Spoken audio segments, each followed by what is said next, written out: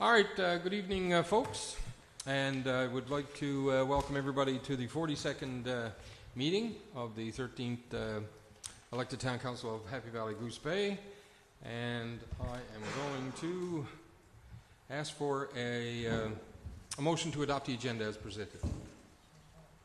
Did you? Yes. Moved by, I cut you at the corner of my eye. Moved by the Deputy Mayor, seconded by Councillor Rumbold. Any discussion on the agenda? Additions or anything? No. All right, none heard. I'll ask for a vote. All those in favor indicate with aye. Aye. Councillor Pomeroy?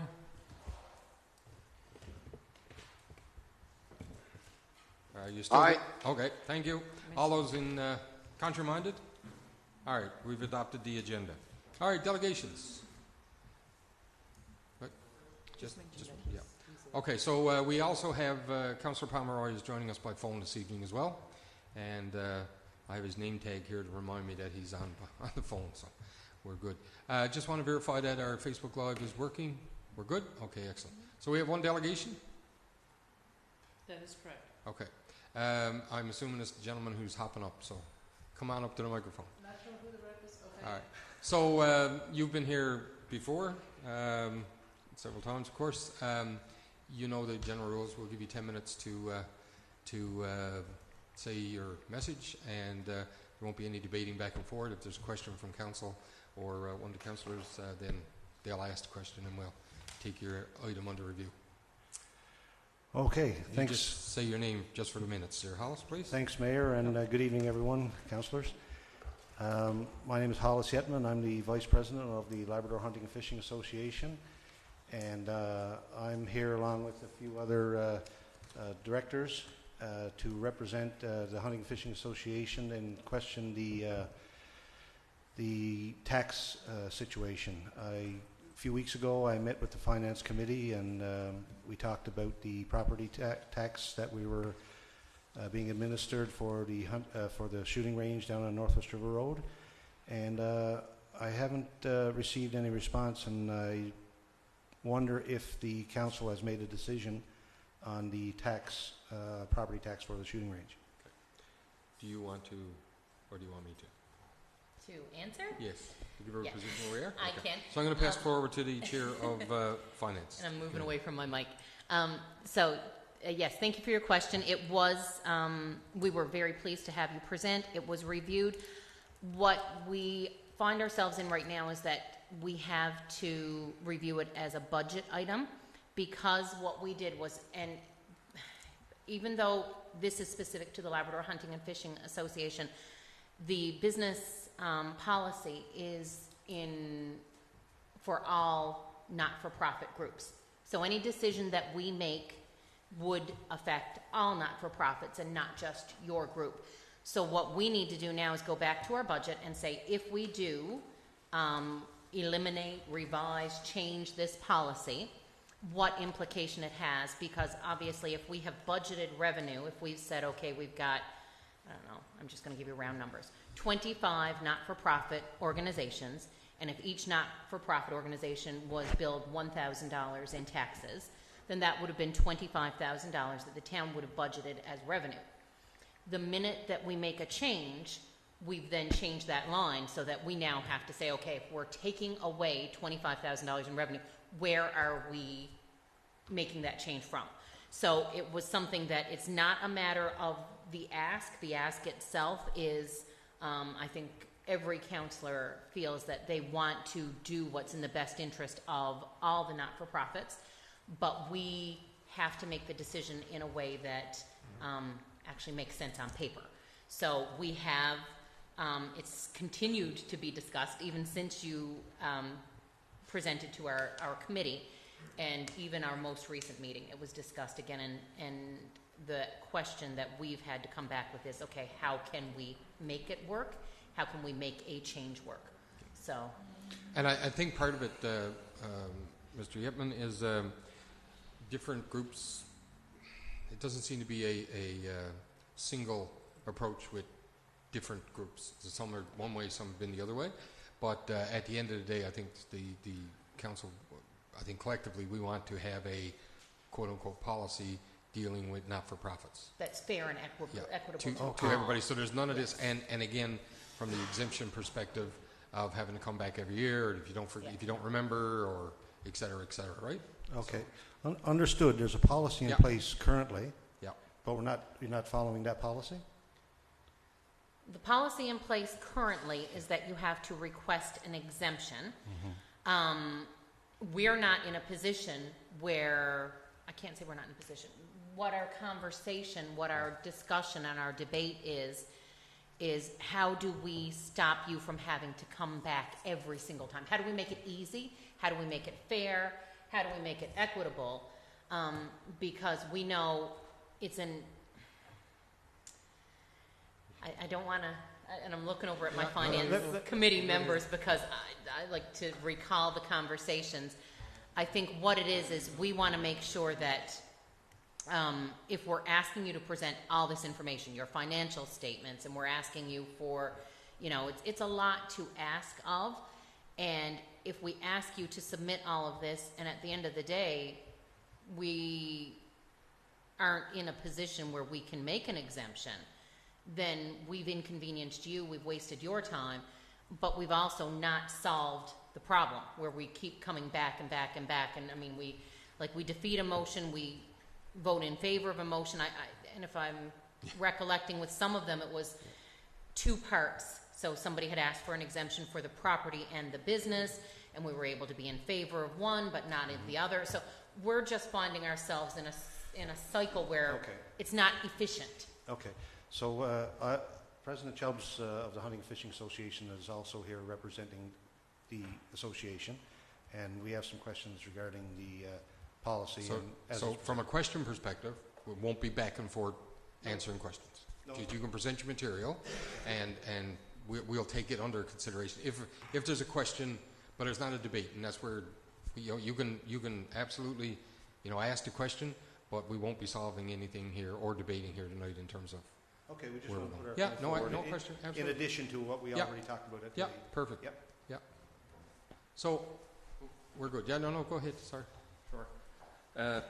Thanks, Alice. Yes, Mayor and Councillor. Just want to put forth with regards to not-for-profits in town. I'm sure you guys already know, if you look at your books, you know how many is here. There's not a lot of us. As not-for-profits, we're all volunteers. We volunteer a lot of our time, and we build projects in this community for the residents of the community, for people to come in to visit our community. Without nonprofits here, you wouldn't have Birch Island Creek Boardwalk. You wouldn't have a golf course. You wouldn't have Birch Brook. You wouldn't have a marina here. You wouldn't have a boat launch. A lot of us spend a lot of our time. We don't have government running to us with proposals for us to go do projects and they're shovel ready. We do a lot of work to do that. Golf Club does the same. They got a lot of volunteers and businesses around this town that donate their time, donate materials, donate money. Right now we got Switch Electrical doing electrical on a building that we're putting down at a marina. So far the project hasn't cost us anything. Hydro's down there putting up the poles, putting up the lights. The maximum that we can get out of federal and provincial monies is 45%. We just had a signed proposal with ACOA and IED for $1.1 million to put a building, a nice building, down at the marina and expand it again, do phase 3. If we end up getting taxed down there at the value of our property, similar to what the golf course has up there, they got a very improved facility and a large tract of land, it's going to be very hard for us to operate. Right now, we're discussing with regards to the shooting range. It provides a service to the RCMP, Canadian Rangers, Department of Justice, Environment and Climate Change Canada, Environment Canada, Parks Canada. Our members hardly even use it. There's probably about 30 memberships down there for guys that require a range to shoot pistols. There's not enough revenue down there to pay $1,500 worth of tax on a property like that and still maintain it. Yep. So I think many of the other not-for-profits in town have similar situation. If we got to pay taxes on the shooting range, we'll just give up our $1 lease that we're paying to the government to occupy, and the other lease that we have that's also nominal fee, we'll just give it up. Yeah. Fully There's understand. not enough Yeah. money in that business, and Yeah. I've talked to counselors before. Counselor Broomfield told me just raise your fees. You can't raise fees like that to cover that amount of money. And that's not the point of having these facilities. They're there for the general public to be able to afford to use, be able to afford to go in and as an attraction to our community. And 12 years we've been operational without a tax bill from the town. What triggered it? We put in 2 outhouses, so therefore a permit was required. That's when Municipal Assessment Agency got involved, and then they assessed it. Yeah. So the challenge that we have from this side, and as you can appreciate, more than most, of course, is that those guidelines and rules that we have in terms of having to charge, shall charge, those words that are shall have assessments and that kinds of stuff done from regulations and legislation, we don't have a whole lot of opportunity to be able to attract or attach or adjust it from that end. So But what everybody's do you position, need- just if you do let me you finish, if you just let me finish for a sec, everybody's situation is different. So yes, like you said, there's one entity that has a huge swath of land. Of course, because it's assessed, that's the way the tax system works. That we don't have any control over. That's provincially, the municipal assessment agency is provincially run, and that's what their role is. So from our perspective, as Councillor Rumbold said, what we're trying to do is look at first other communities to see what they're doing, and in some other communities the land is actually owned by the municipality, and there happens to be and I'll use a golf course because that's an example, there's a golf course on that land. Well, there's an option in the town from a tax perspective can adjust. We don't have that luxury here, but what we're trying to do from council perspective is to come up with a policy that fits everybody, because everybody's situation is unique, right? One group, it might be a hardship issue in money, and your group, you might not have the users to maintain that tax bill. Other groups, they can't make the commitments. So from our perspective, we have to do what we have to do from a legislative perspective. From a council perspective, absolutely fully understand every organization and group that we have here, they're absolute gems. Hats off to everybody who does the work.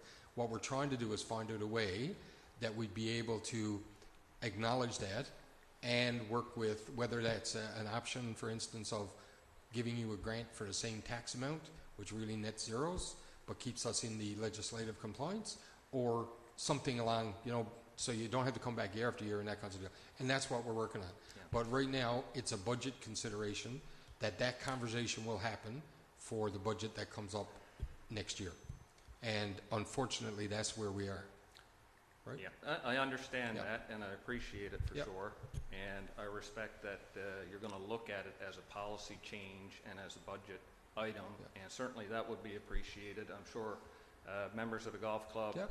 don't want to be down here every year. We don't want to be writing you letters. We Well, don't it's want just to be down inefficient. It's inefficient for everybody. here. It is inefficient. If at the end of the day the net zero is Yeah. the tax gets exempted, well then why don't we look at And something to do it from? Mayor, it's a bit frustrating too as well. I sat on council Yep. for 4 years, as my wife did 4 years before me, so good Yep. knowledge of those policies and everything else. And what I've seen so far, for example, if a doctor comes into town, you're looking to give the doctor a 3-year tax break on his property to try and encourage him to get here. Yep. Right? So you're not having him come in every year to fill out a new form, and you're probably not going through his bank account anyway. We're glad to have a doctor here. Yep. We're going to give him 3 years. As long as he knows he's a doctor and he owns the property, you're not going to come in here and vote on it. You'd be crazy to. We're trying to attract doctors here as long as he meets the requirements. And I think that policy F0009, Yep. the intent of it always was, if you met the requirements, the exemption went in. It didn't come to council for a vote. It also didn't split the one on business and property. Those were supposed to be held together. Why not? If they're supposed to be split, there'd be 2 policies, not 1. Yep, I know, that's fair. I never voted on anything like that in 4 years I was on council. Well, I mean, the exemption has to, my understanding, has to come to council as a recommendation to approve or not, because there is no policy that says, for instance, Labrador hunting and fishing will not be or will be exempt from tax or not-for-profits, etc. Can I Yep. speak But to the that? That exemption- was one of the things. Just I'll put the floor to her. No? That was one of the things, Mr. Chubbs, that we Yeah. discussed was, so we have if you are a homeowner and you're looking for a low-income relief, that doesn't come to council. No. We don't vote on that. Because we have a policy. So there's an application form, a very clear, concise, I'm aware. efficient I'm aware. application.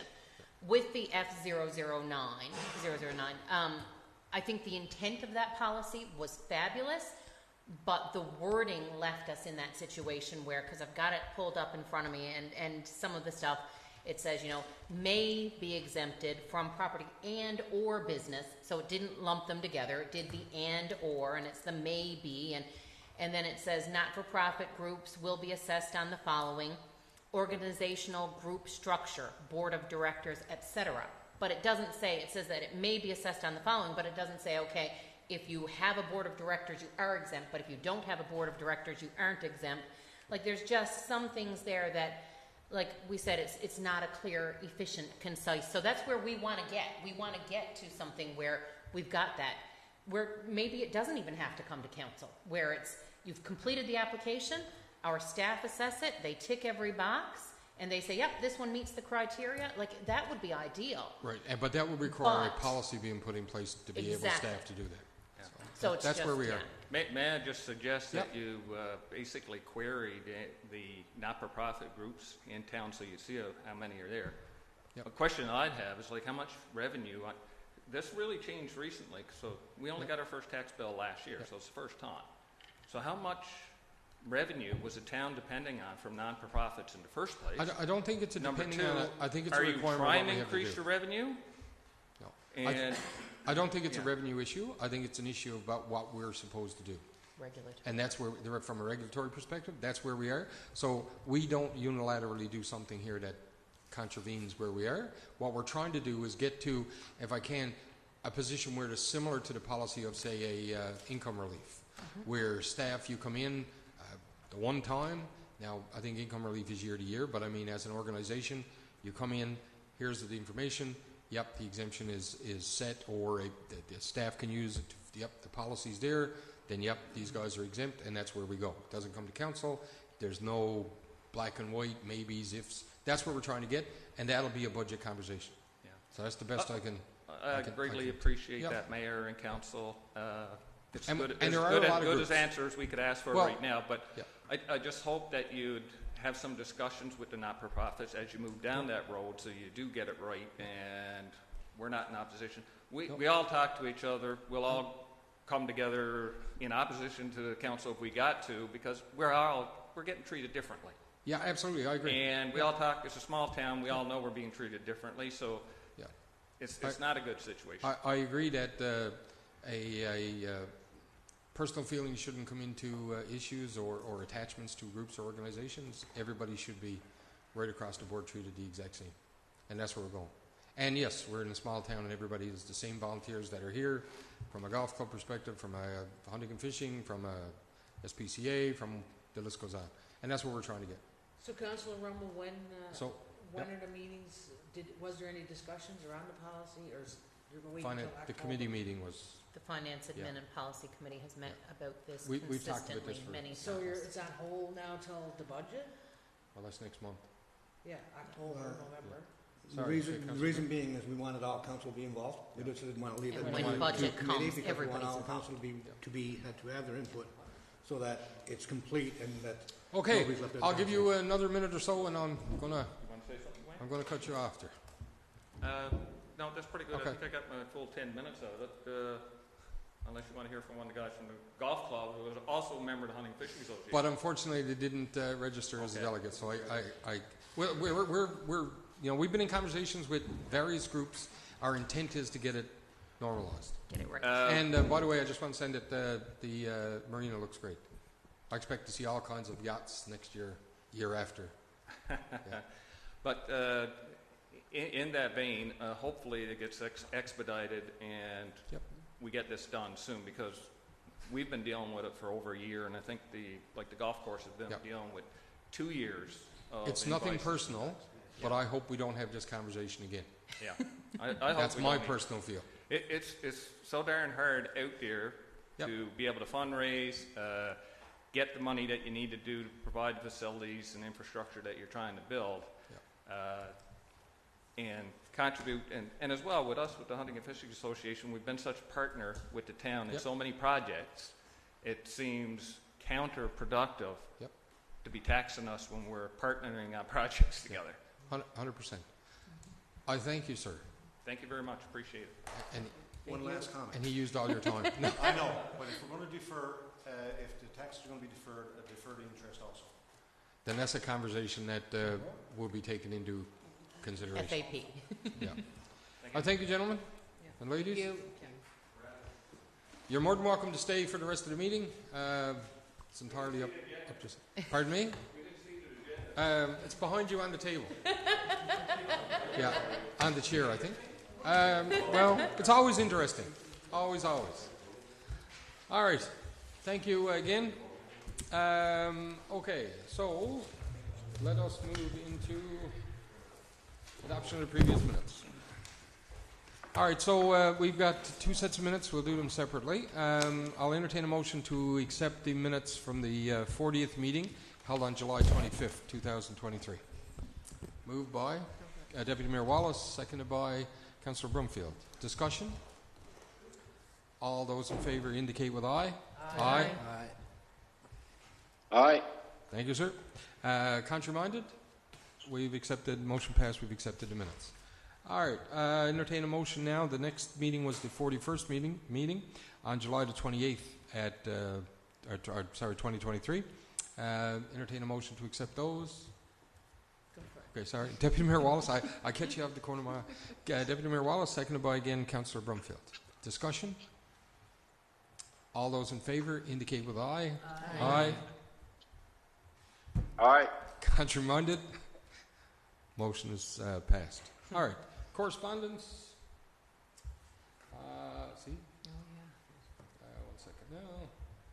All right. So we have a letter from council with my signature in terms of to Minister Abbott, Minister of Transportation and Infrastructure, and it was detailing a request for the old provincial training center building located on the north side, and we're asking that we're working on trying to enforce, I guess, dilapidated and nuisance properties, try to get them cleaned up and removed, and we ask that consideration be placed to that building to be looked at. And correspondence. This one is.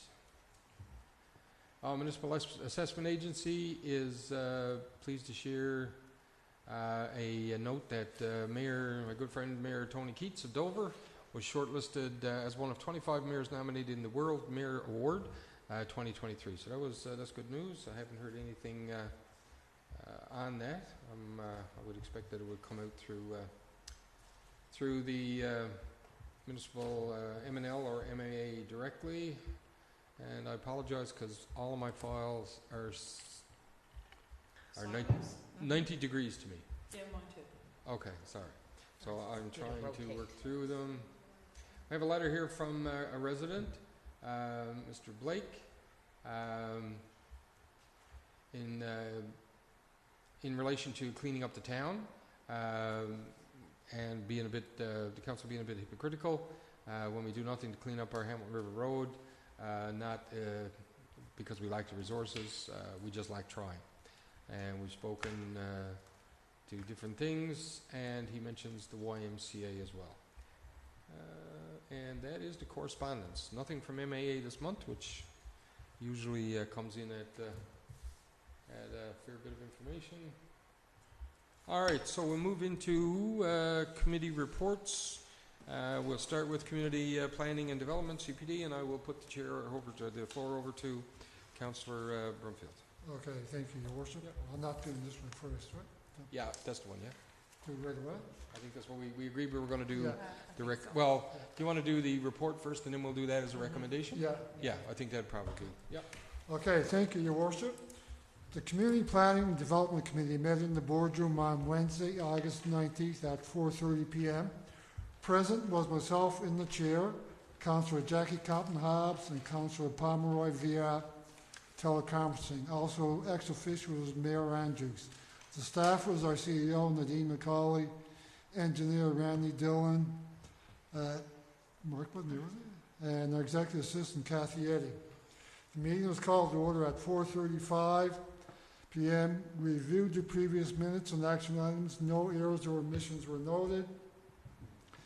We received our monthly reports, and for the month of June/July, our permits total for construction value was $2,047,000, which is pretty good for a town this size, right? Okay, so the next thing was move on to the heart of what we call the committee. We have one deferred Crown Land application, which was deferred from last month because we did not have no letter from NAV Canada. This is the Crown Land application for land on Churchill Falls Road. It's a discretionary application, and we were waiting on the letter from NAV Canada, which we got, so there will be a recommendation on this one. We have 7 new Crown Land applications, really, but some of them are modified and some of them are new. The first one, we have one on Strathcona Street, which was a land grant to the church, and now we're being asked to do, they want to remove the church restriction from the use of this class. And it's a discretionary application, so there's a recommendation on this one. We have a discretionary application for the land grant extension on Cartwright Road. We have another one for a land grant extension on Burnwood Drive. And then we have, under the discretionary ones, we also have business applications. We have 4 more discretionary land use applications. 86 to 88 Mud Lake Road. There's an application for a lease, which is an agriculture is a permitted use. Next one is in the query application by the town of Happy Valley Goose Bay on Mud Lake Road. And then another one, there's a discretionary land use application or extension for land grant on 451 Hamilton River Road. And then on Palliser Crest, we have an application for an residential infill lot. And those ones are all discretionary. There's recommendations coming forward on those ones. We also have 6 applications for home-based business applications. And again, there's recommendations on all 6 of these coming forward, so I won't go through the details of this one. We also have, right now, there's only an information item from Northern Latitude, and they want to establish a motocross racetrack behind Port Real Road up that area. And the last item we have is a notice of an environmental assessment from the provincial government dealing with Thunder Services query permit. And again, there's an application or a recommendation coming forward on this one, which we dealt with. So this meeting adjourned at 6:10 p.m. The date of the next meeting is scheduled for Thursday, September the 14th, as of right now. And thank you, Your Worship. Okay, thank you, Councillor Brumfield. So it's moved by Councillor Brumfield that we accept the Community Planning and Development Committee report as he presented. Can I get a seconder? Okay, seconder by Councillor Winters. Discussion. All right, nothing heard. I will ask for the vote. I'll go to the vote. All those in favor of accepting the report as presented indicate with aye. Aye. Aye. Contrary-minded? Okay, report motion is passed. We Okay. accept that report. So you have some recommendations, sir? Yes, I do. Thank you, Your Worship. Our first recommendation is dealing with a stormwater detention policy. Be it resolved to adopt a newly developed stormwater detention policy as per the authority in section 4.18 Stormwater Management of the Town of Happy Valley Goose Bay Development Regulations. Okay, thank you. It's moved by Councillor Brumfield and the Community Planning and Development Committee that we be it resolved we accept this resolution and the new policy for stormwater management. Seconded by Deputy Mayor Wallace. Discussion. Can we Councillor get an Brumfield. explanation? Councillor Brumfield, That's yep. what I was So he's going to gonna offer do right that. now, an Yep. explanation for this, actually. Back in, 2 years ago, the previous council implemented the new town of Happy Valley Goose Bay development regulations. And in that regulations, they put in a policy as storm detention regulation, basically forcing developers to get a stormwater management plan in place. And so this is basically what this storm policy is. The regulation is still in place, but this policy also clarifies it a bit more. Did you want to read this part right here? Yeah. I think that's Just- incorrect. Okay, just, let him finish his statement and we'll go. Okay. So the purpose of this statement is to provide policy direction when stormwater detention systems are required for development where an increase in stormwater runoff may A, contribute to risk of flooding and or B, exceed the capacity of town storm sewers, bridges / culverts, river channels or ditches. The stormwater detention policy applies to all new developments with the exception of infill development, and in brackets, exempted provided that the developer can demonstrate that there will be no downstream issues associated with capacity, flooding, erosion control, and velocities, and as well cemeteries, grass playing fields, and vegetated areas of public sports and recreational facilities. Okay, thank you. Councillor Compton Hobbs. So can you clarify, Can you maybe, just use your microphone, eh? maybe the town engineer can clarify, we're talking about two different things here. There's a storm management plan through regulations, and right here in front of us, we have a storm detention policy. Right, so the policy relates to the regulation that we've had a regulation in the, We never talked about the regulation though for the last 2 years, so now we have two different items here on the table. There's a storm management plan and there's a storm detention. No, we don't have two. We have one item on, we have one item. So as a result, in our development regulations, the 2018 to 2028 development regulations, it states that every application should have a stormwater management or So groundwater this management. policy is being brought forward so because this we had a policy- water study completed. This policy is as a result of water. the water study that we had and the concern that we had. And what it does is it enables now anybody who's going to develop, that has to follow this policy.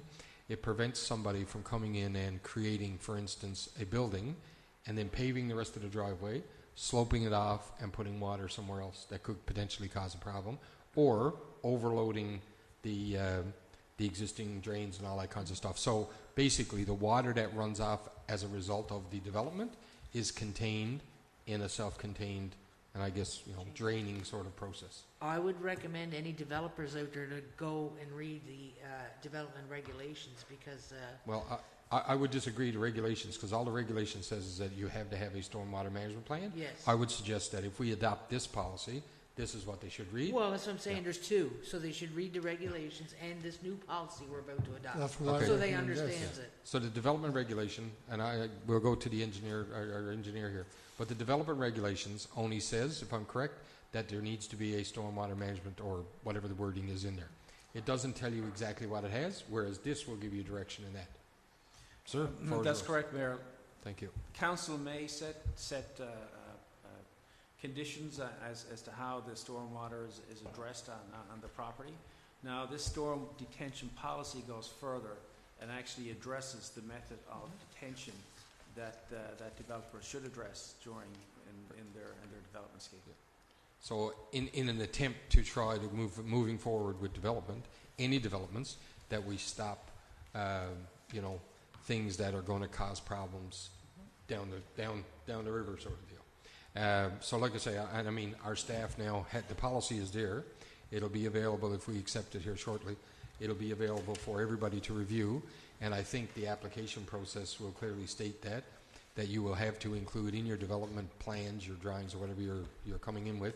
You'll also have to include a stormwater management plan, whether that's a French drain, whether that's culverts, whether that's ditches, but something that's acceptable to staff.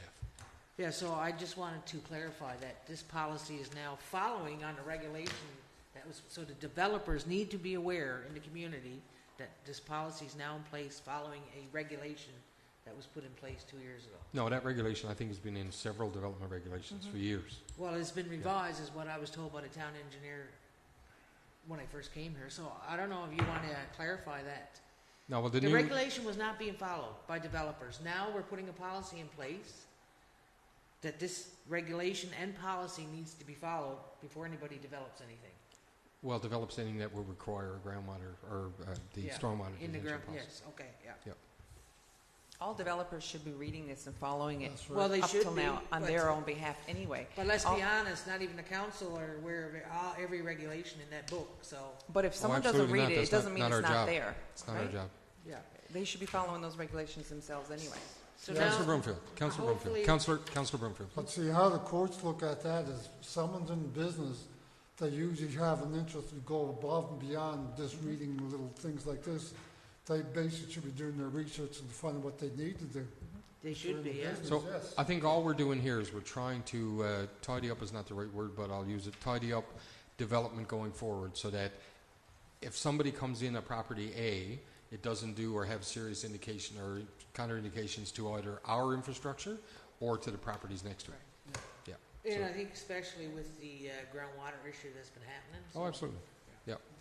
So, and it's a moving forward. I think it's a positive step forward. Any other discussion?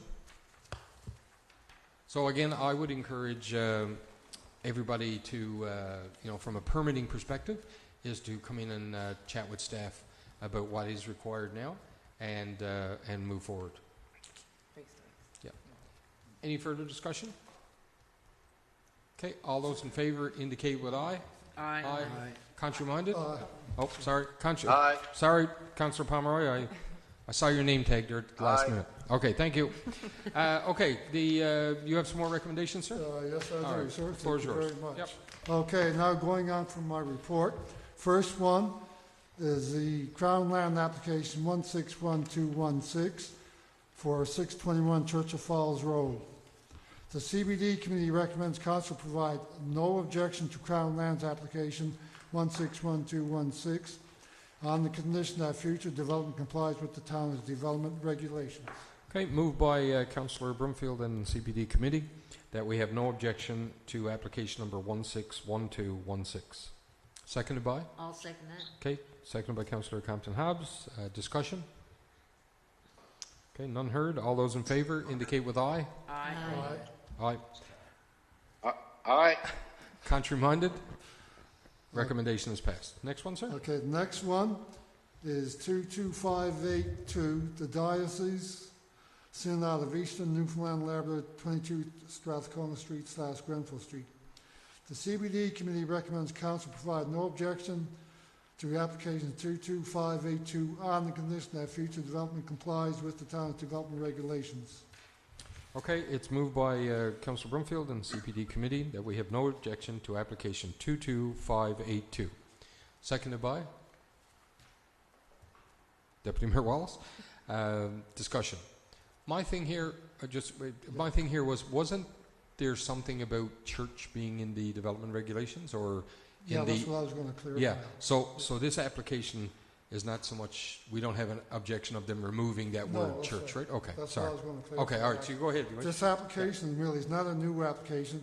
It's an application to divide land, or not to divide land, but to sell it. delete the condition that was church-only property. To remove that so that the house that the property's on can be converted to private property and sold. And sold. Okay. Yeah. Any further discussion? Okay. All those in favor indicate with aye. Aye. Aye. Aye. Contrary-minded? Recommendations passed. Next one, sir. Okay, the next one again is an extension for a grant of land. Application 16143 50 Cartwright Road. The CBD committee recommends council provide no objection to Crown Lands application 161431 on the condition that future development complies with the town's development regulations. Okay. It's moved by Councillor Broomfield and our CPD Committee that we have no objection, council has no objection to application number 161431. Seconded by I'll Deputy- second it. Deputy Mayor Wallace. Sorry, I just saw her in the corner of my eye. Any discussion? One interesting thing about this one, and anyone who's looking at the zoning maps, is that this particular parcel of land kind of juts out, so it's not in the environmentally protected area that around the creek and that was done previous to, I guess, during the last set of development regulations. For what reason, we don't know, but so it isn't in the EP zone, so it was fine. There was no objections. All right, any further discussion? Okay, all those in favor indicate with aye. Aye. Aye. Okay, contrary-minded. Recommendation is passed. The next one, sir? Okay, the next one again is an application for an extension of the Crown Lands. Application 161470 9/9-11 Burnwood Drive. The CBD Committee recommends Council object to Crown Lands application 161470 regarding the fact that this application overlaps a primary water drainage route in the area. Okay, it's moved by Councillor Brumfield and our CPD committee that we recommend that Council object to Crown Lands application 161470 on the noted reason. Seconded by? I'll second it. Okay, Councillor Compton-Hobbs. Discussion? Okay, all those in favour indicate with aye. Aye. Contrary-minded? Aye. Oh, sorry, sir. The recommendation is passed. Next one, please. Okay, the next one again is the Crown Land application 161509 86 to 88 Mud Lake Road. The CBD Committee recommends Council provide no objection to Crown Lands application 161509 on the condition that future development complies with the town's development regulations. Okay, moved by Councillor Brumfield and our CPD committee that Council has no objection to Crown Lands application 161509. Seconded by Councillor Winters. Discussion? All those in favour indicate with aye. Aye. Aye. Contrary-minded? Recommendation is passed. Next one, please. Okay, the next one is an application for a quarry on Mud Lake Road. Is that a typo? No, quarry. Quarry. Rock quarry or sand quarry. Yeah. 7114880 Happy Valley Goose Way, Quarry, Mud Lake Road. The CBD Committee recommends Council provide no objection to application 7114880. Just a point of order here. Is that Mud Lake Road or That's what up? I'm saying. I thought it was up the South Branch Road and it was out of the town limits. South Branch Road. I think, Mayor, that's our sand quarry that we use. Oh, so for- This is sand That's quarry. just okay, so it's not the Tundra one. Okay, No. I'm sorry. All right, so point of order is withdrawn. All right. Is that the town sand quarry? Yes. Yeah, that's our one. Yeah. Yeah, okay. Yeah, so, Yes. I know there was conversation Sorry. about another quarry as well. Pardon me? Yeah, I am. Yeah. So okay, point of order is withdrawn. Seconded. Need a seconder? I'll second. Seconded by Councillor Compton-Hobbs. Okay, discussion? Councillor Yeah, I'll Brumfield? just clarify. This is actually the town of Happy Valley Goose Way applying for the sand quarry on Mud Lake Road, which they've occupied for umpteen years. Tightening it up. Yeah, I'd say yes. We're cleaning up and making Go things against our own making things good. recommendation. All right. So, any further discussion? All right. All those in favor indicate with aye. Aye. Aye. Contrary-minded? Passed. Next one, sir. Next one again is an application for an extension of the Crown Lands. 161434. CB 451 Hamilton River Road. The CBD Committee recommends Council provide no objection to Crown Lands application 161434 on the condition that future development complies with the town's development regulations and acknowledge that no structure can be built in an easement. Okay, it's moved by Councillor Brumfield and the CPD committee that we have no objection to Crown Lands application 161434.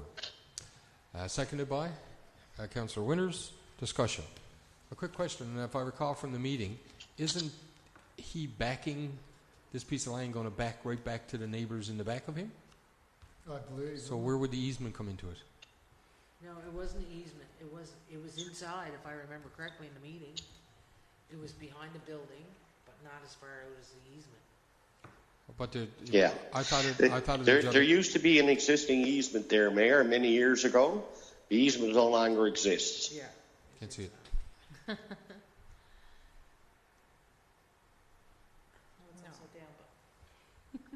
Still going to be upside down.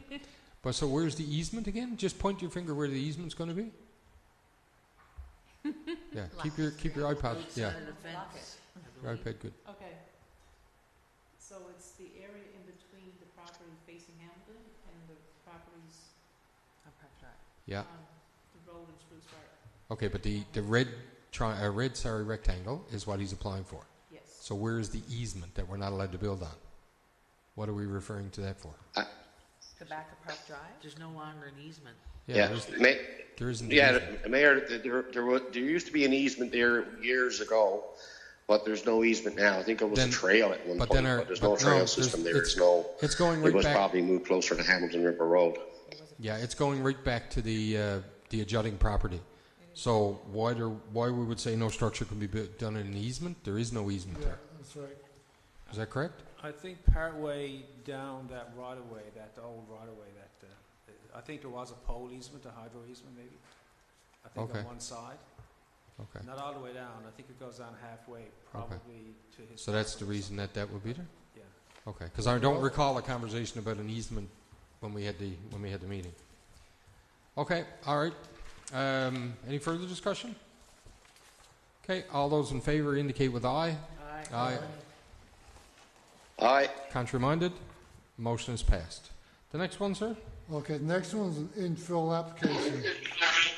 Infill that the CBD committee recommends that council support and approve the application from Randy Anthony for approval of an infill lot located at 16 Palliser Crescent on the condition that both units have a dedicated curb stop in consultation with the town water and sewer staff at the applicant's cost, and that both units are readjusted as 1A and 1B Hunt Street, and that subject to compliance with all the town's regulations and conditions.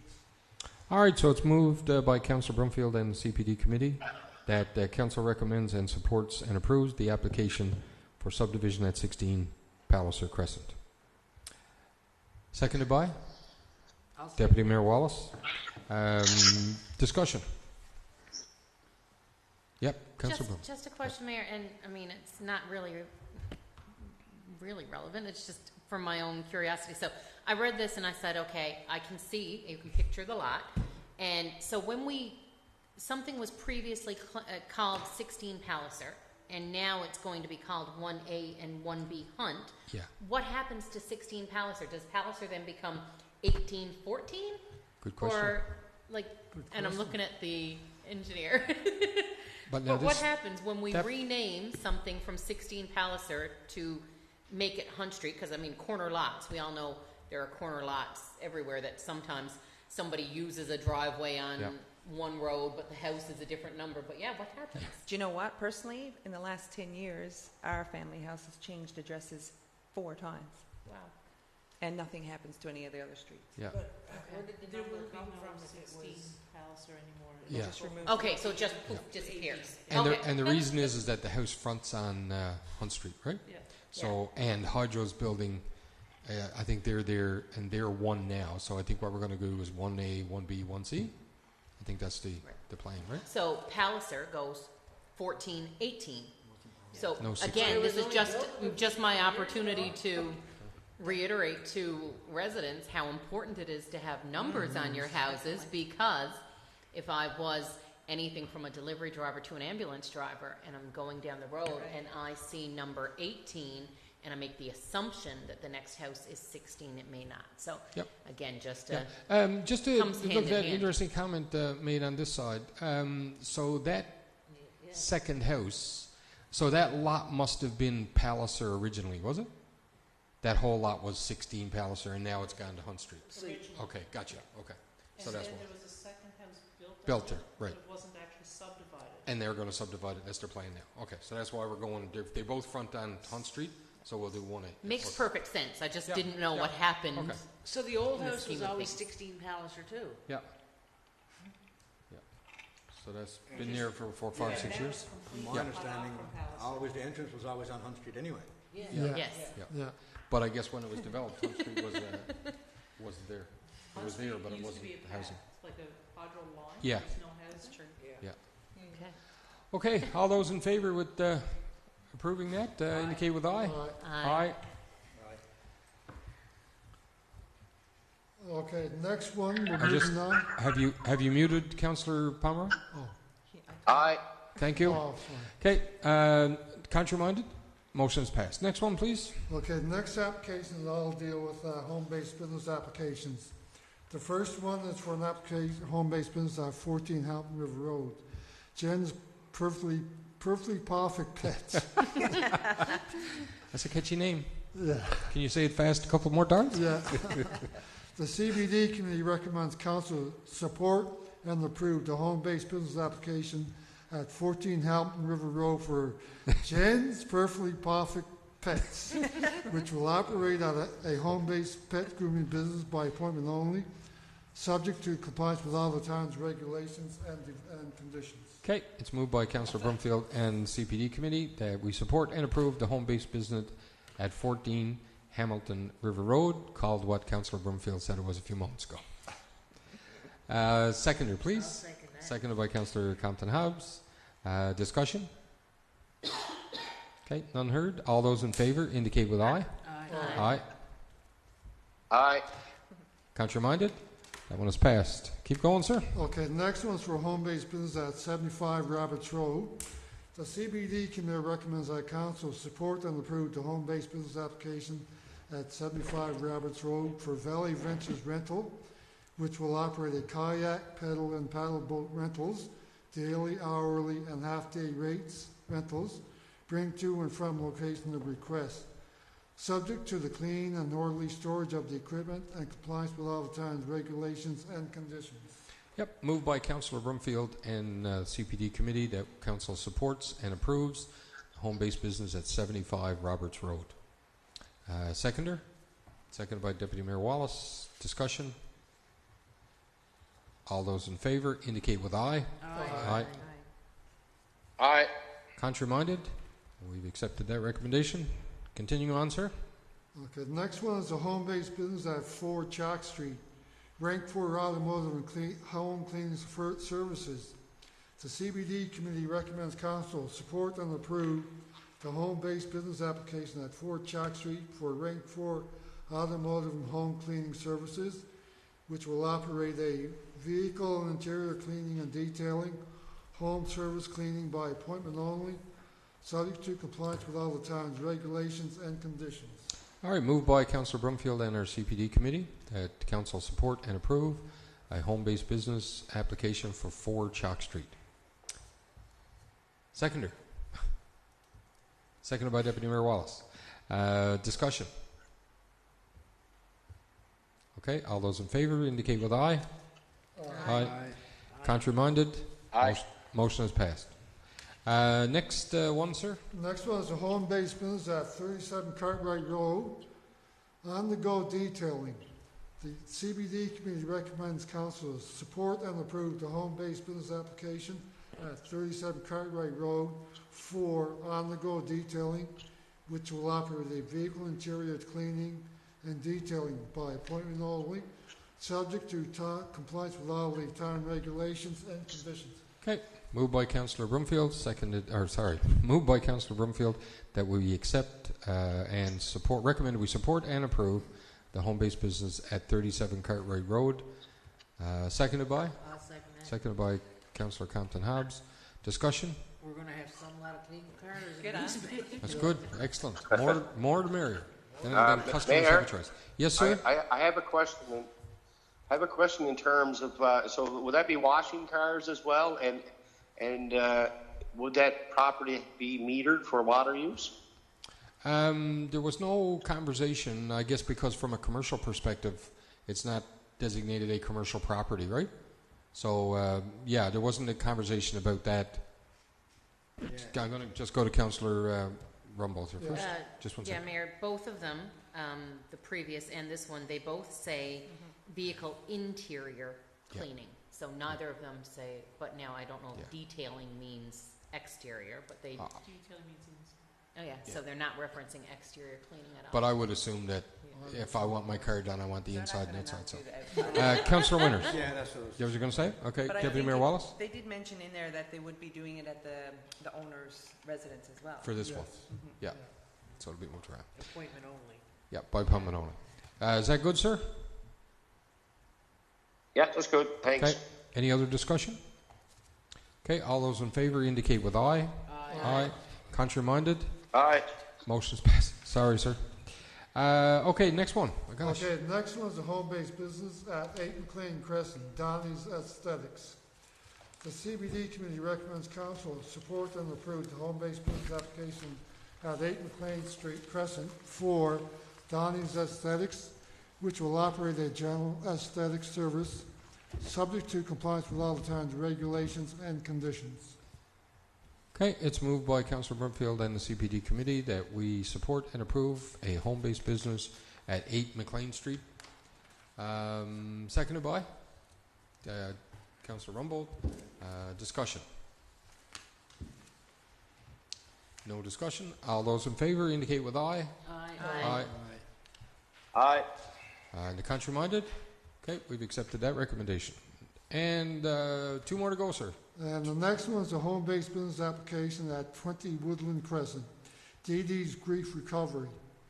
The CBD committee recommends council support and approve the home-based business application at 20 Woodland Crescent for DD's Grief Recovery, which will operate a virtual grief recovery service, subject to compliance with all the town's regulations and conditions. Okay, moved by Councillor Brumfield. That we, and the CPD committee, that we support and approve a home-based business at 20 Woodland Crescent. And seconded by Deputy Mayor Wallace. Discussion. None being heard. All those in favour indicate with aye. Aye. Aye. Contrary minded? Aye. And passed. Next one. Okay, that's it for the business applications. A couple of small ones now. Well, one more, One more. actually. Environmental assessment 2258 South Branch Road, Tundra Services, which is basically a quarry up on Churchill Falls Road. The CBD committee recommends that council provide no objection to environmental assessment 2258 on the condition that future development complies with the town's development regulations. Okay, so before we go to seconder, this is the one I'm talking about in terms of, is this even the town limits? I thought this was located just outside the town I limits. thought so too. No, this is outside town limits, sir. So then why would we be? Doesn't need to be there. So as a point of order, then I'm not going to accept the motion. Is that okay with council? Yep. It's outside the town limits. We really don't have Yeah. much to No. do with that one. Yeah, the letter came to the town from the province. Yep. And asking for comments from council But regarding it. it's outside our town limits. That's what came to us at the Said meeting. comment. So, I mean, why we don't really have, even if we object or we don't object, you know. I We guess. do have cabins up there that we tax to it. Yeah, but this particular property is not even in our town. Well, I mean, I guess we can go ahead with no objection anyway. So, all right. So, Yeah. okay, remove that. Yeah. Moved by Councillor Brumfield and CPD committee that we have no objection to environmental assessment number 2258. Seconded by Councillor Winters. Discussion. Just, so it's outside of Can town you use the limits? microphone? Use the microphone. please. It's outside of town limits. Yep. How many kilometers is it up? It's just outside the rectangle kind of deal on the South Branch Road, but it was an old quarry, and I guess somebody let the lease go, and now these guys are looking at it. But it's outside the town limits, so that's the reason I think there was no objection either, right? But also Yeah, so that's the province is question I asking- would. Sorry, go ahead, Councillor Palmer. Yeah, no, so if it's out of town limits, why are we dealing with the application? Because the province is asking us to. Yeah, it's an environmental assessment process. Yeah. I would suggest that maybe it's probably a good idea because, you know, if it was a truck turning issue or something, once it comes in, it's not very far outside, but, you know, the implications of trucks turning or et cetera, I guess it would be. But in this particular case, it's right next to 2 or 3 other large quarries, so. And it's an environment assessment, so. Yeah, because of quarry, We right? probably better should Yeah. All right, support any, it if we are. yep, further discussion? Okay, all those in favor indicate with aye. Aye. Aye. Contrary-minded? Motion, the recommendation is passed. I think that breaks the record, sir, from a single committee. That is it for me, yes. That was the last of that. And you've But taken the I record. would like to point out one thing. Yeah. The very last sentence in all of these recommendations, Okay, yeah, good. future development complies with town's development regulations. Yeah, It's in there. absolutely, and that's, so the onus then is on developers to ensure that they understand the regulations as well, and that also caveats to our development regulations being fire inspections and all that other stuff that's important, so. All right, oops, wow, that's loud. Okay, anything else on CPD? We'll move into CSR. Thank you, sir. I just wanted to Yep. add, the development regulations applies to home-based businesses too. Oh, everybody. Anybody It is who the applies for it. development I know regulations. that, yeah. I know that, but do the public know that? And I'm really glad to see that over the last few months we have seen an increasing number of home-based businesses, and now with our new MEOs and adhering to town things, that's part of the process for them as well. So it's good, really good. All right, so let's move into CSR, and I will pass the floor over to the chair of CSR, Deputy Mayor. Thank you very much. The Community Services and Recreation Committee held its August meeting on August 15th. Present were the chair, myself, Councillor Denise Rumbold, Councillor Bert Pomeroy, Mayor Andrews as ex officio, Director CSR Travis Ford, DPS Brad Butler, and Executive Assistant Kathy Eddy. The committee had one delegation, including a presentation by Jamie Penny and Nicholas Parrott from Northern Latitude Adventures. Northern Latitude Adventures presented information on a proposed motocross that will provide a safe place for all ages to learn to ride and to ride. There'll be a place to promote safety and awareness of the sport, create a sense of community, provide healthy living, and learn lifelong skills. The track will also promote tourism and recreation as the only track in the region. They have a proposed location which will have minimal impact on the environment as it's mostly shrub and small bushes. The proposed land is zoned resource and a racetrack is a discretionary use. The CSR committee would like to thank Northern Latitude Adventures for their drive, dedication, and commitment and time put into the research and presenting to the CSR committee. Meeting was called to order at 4:41 p.m. A review of previous minutes and action items presented no errors or omissions. New business included adult playground equipment installation at Kinsman Park, and that this has commenced, including several different exercise stations placed in the park to be utilized whilst children play nearby. Arena deficiencies were discussed, upcoming Senior Fun Day, which will be happening on September 9th. This year, the Senior Fun Day will be held indoors at the Legion with complimentary bus services provided by the Labrador Friendship Center. A merchandise bingo will be a fun opportunity for folks to win prizes with entertainment and food and refreshments. The event will be held on September 9th from 1 o'clock, and we look forward to seeing our senior residents at the event. The ice at the E.J. Broomfield Arena will be completed in the coming weeks. The Simcoe mechanics will be at the arena to conduct annual maintenance. After completion of the plant maintenance, ice-making processes will commence after Labor Day, and the 2023 and 24 season activities will commence a couple weeks thereafter. The manager's report was presented by CSR Director Travis Ford, and this report will be attached in the council package. The next meeting is scheduled for Tuesday, September 12th at 4:30 p.m. Meeting was adjourned at 5:55 p.m. Please accept the August 2023 CSR Committee report as having been read. All right, it's moved by Deputy Mayor Wallace that we accept the Community Service and Recreation Committee report as presented, with a seconder of Councillor Rumbold. Discussion. Mayor, I got a couple questions. The motocross discussion, that was brought to CPD committee as well, and it was, my understanding, it was only just for information purposes. Yeah, because the recommendation was coming from here. So why is there a recommendation in CSR? Because that's where it was presented? It was presented to us.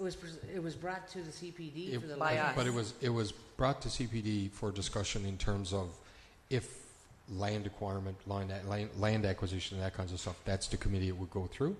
Right. But if this one is only a support, so. So this is they're going to explore the land to construct a motocross.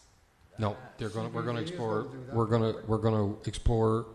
We're directing staff as the recommendation will go. And I kind of think we're jumping the gun a bit here, but the review for further exploration and options. Further exploration, and in there, you said there's only small shrubs and So we're not going to. alders. Yeah, we're not going to deal In with that that one. area.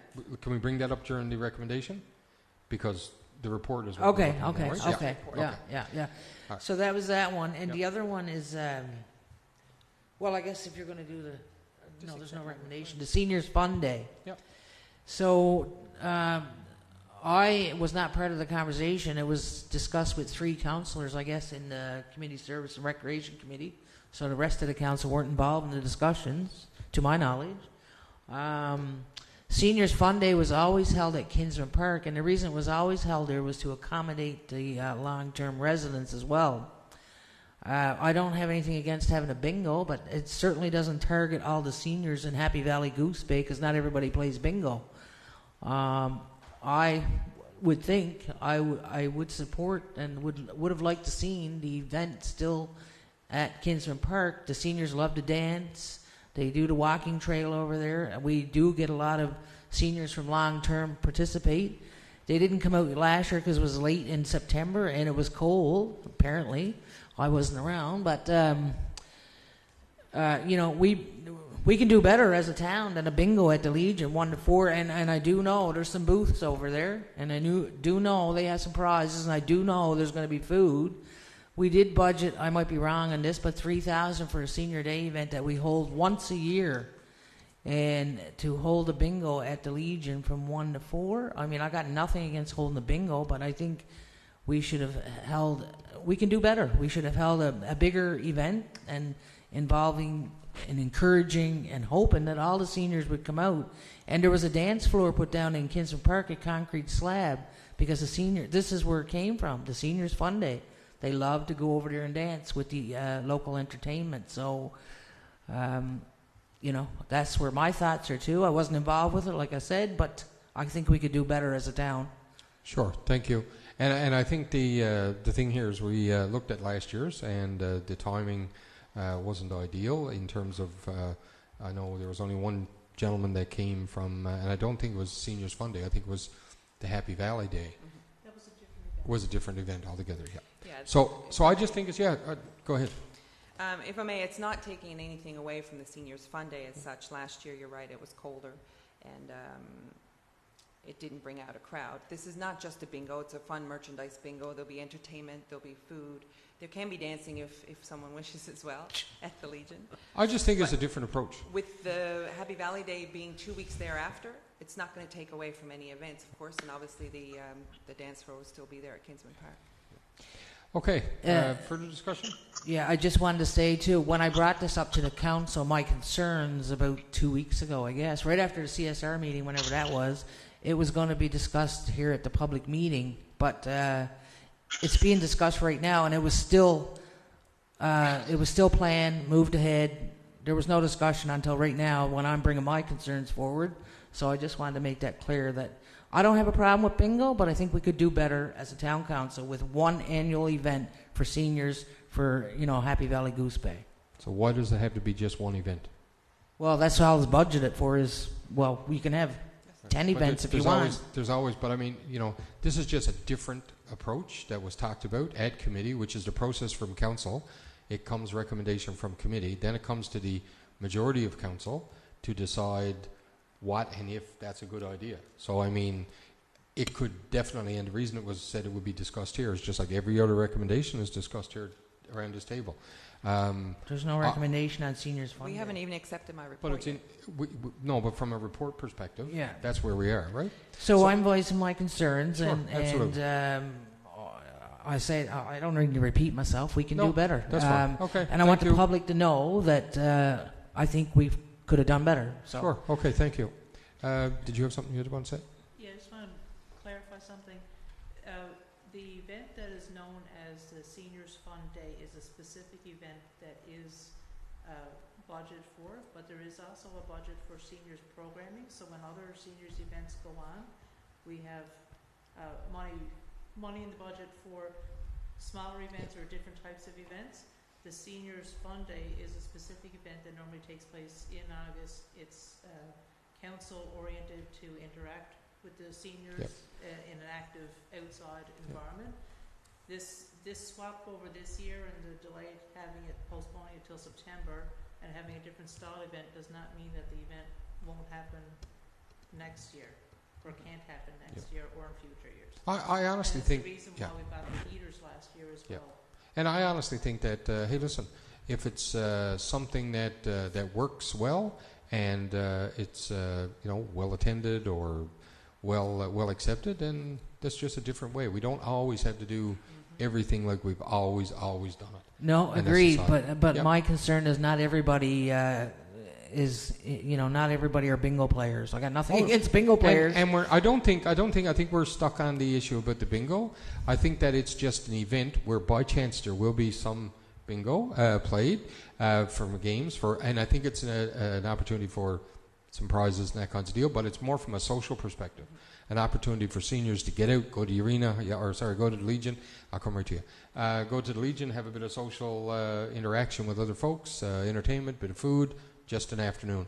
I don't think we need to get stuck on the bingo. If a senior is coming that doesn't want to play bingo, then I'm sure that they won't play bingo. Councillor Rumbold.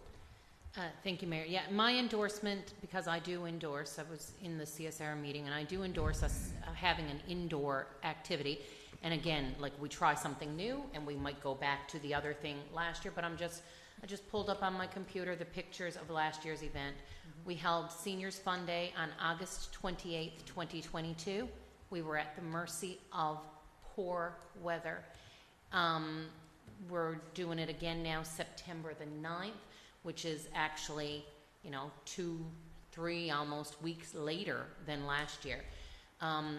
It's disheartening when you want to see seniors come out and the weather plays such a big impact. I mean, we've all seen people, who want to go outdoors and do something fun, but I mean, when you're looking at cold and wet, nothing ruins a day than cold and wet. And we can't schedule a nice day. We can't say September the 9th is going to be sunshiny. So having this indoor thing, and again, like the mayor said, not to fixate on the bingo, but just the chance for people to be indoors and comfortable. And we picked an accessible location so that whether you've got a walker or a wheelchair, whether you have mobility issues, I mean, everybody can pretty much, get in there. And we do hope that even non-bingo players will come out and socialize. For the social end. And we do have transportation.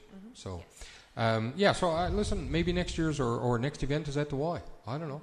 But I think if we think outside the box and talk to people, that's the way we'll progress, especially in that. Perhaps we should include seniors on the discussion. Oh, absolutely. No question.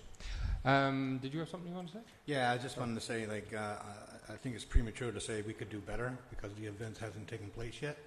I think, why don't we wait and see how it goes? I know bingo was kind of the picture that everyone sees, but maybe there's more. Just waiting to see what happens and how the day goes. And like I say, it's a little bit premature to say we can do better until we don't know what the day was like. Okay. All right. Well, I'm going to disagree on that comment because... And that's fair. And I can debate this because we're in a public meeting. So I disagree with you, Councillor Winters. Based on my experience with seniors' days that we've held and putting down a dance floor slab, I got no issue with doing something new. But maybe what we could do is have more than one event. Oh, absolutely. Having something outdoors and indoors and whatever. But I still think we could do better. Yep, that's fair. So perhaps we could do more. Okay, thanks very much for those comments. Any further discussion? All right, so all those in favor... On the report, I got another one wrote here. What is it? Was the McLean Playground signage discussed in your committee? Yes, it was. So is there any update on that? The information on the McLean Playground itself. So I'm going to just interject here. Are you in conflict with that one? McLean Street Playground? I am, yes. Okay. So we're going to discuss the... I have declared. Yeah, you have declared? So, all right. Yeah. So I'm going to... I think you need to remove yourself from the conversation. And you can go up in the gallery. Would you like the fan brought over to you? You sure? It's freezing. We don't want it. Yeah, I don't want it. None of us want it. All right. So, there we go. All right, so we can have... there was discussion on the sign itself, and there was information provided from Mr. Spearing in an email form stipulating all the donations and the costings of that and the remainder that was left. Discussion was on that. Brad Butler had mentioned he was going to discuss with them and return communication to confirm what was actually left. We agree there needs to be a sign. There's other items around there suggested what needs to be in that area as well to beautify the playground that's there. But the actual costings, I believe Brad Butler had sent that back to them in reply. So Brad is involved and not the CSR director? No, he was the CIO acting. Oh, the okay, CO okay, at the okay, time okay, that he was yeah. away. Yeah. Contacted the DFO who got the stuff together. That was finalized just this week. Right. So Because the agreement was there'd be no cost to the town, so I think there was some cost that, There was a that lot of cost. wasn't represented in their list that the town did have. So is the committee's going to be responsible for putting up the signage, or There's no Not the there's committee. no direction at all yet in terms of, so there's no movement, there's no sign going up anytime soon? well, By committee, did you mean the CSR committee? Or the McLean? The playground Yeah, committee. The playground Oh, committee okay. is responsible for that. So they know that, right? Yes. They've been Yeah. communicated that they're responsible to put up the sign? They were the ones who requested the information to be verified by the town. Right. And the other question I had around McLean Crescent, I don't know if you discussed this or not, but I'm so on... we're only discussing what's in the report now. We're not bringing extra stuff into. 'Cause Yeah, we the need, fencing around McLean yeah, Crescent Park. so playground. that wasn't discussed So, like, when can I talk about that? in your councillor's forum. There's a motion on the floor to accept her report, Yeah. and then if you want to talk about it then after or When in councillor's forum. When are reports... Yeah, because this Accept only it? deals. Yeah, the discussion right now is only on the report. Okay, so when are the reports discussed, I can ask the question around If the you, fencing? yep, no Okay. question. Okay, so any further discussion? Councillor Winters. Councillor Winters. No, we still got to vote yet. But he doesn't vote to accept her report? Was the McLean Street in the report? No. Okay, it wasn't? Yeah, he Well, it was comes back discussed, now. yeah. It was It discussed, was but in her report? But I It didn't- was not In her report. Not Okay, in so you're mine. welcome to come back to the floor. Yep. Yep, you're right. Good catch.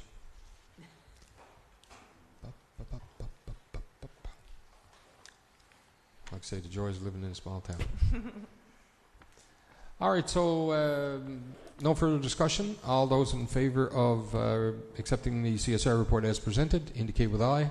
Aye. Contrary-minded? Passed. Aye. Oh, sorry. Yes, passed. Okay.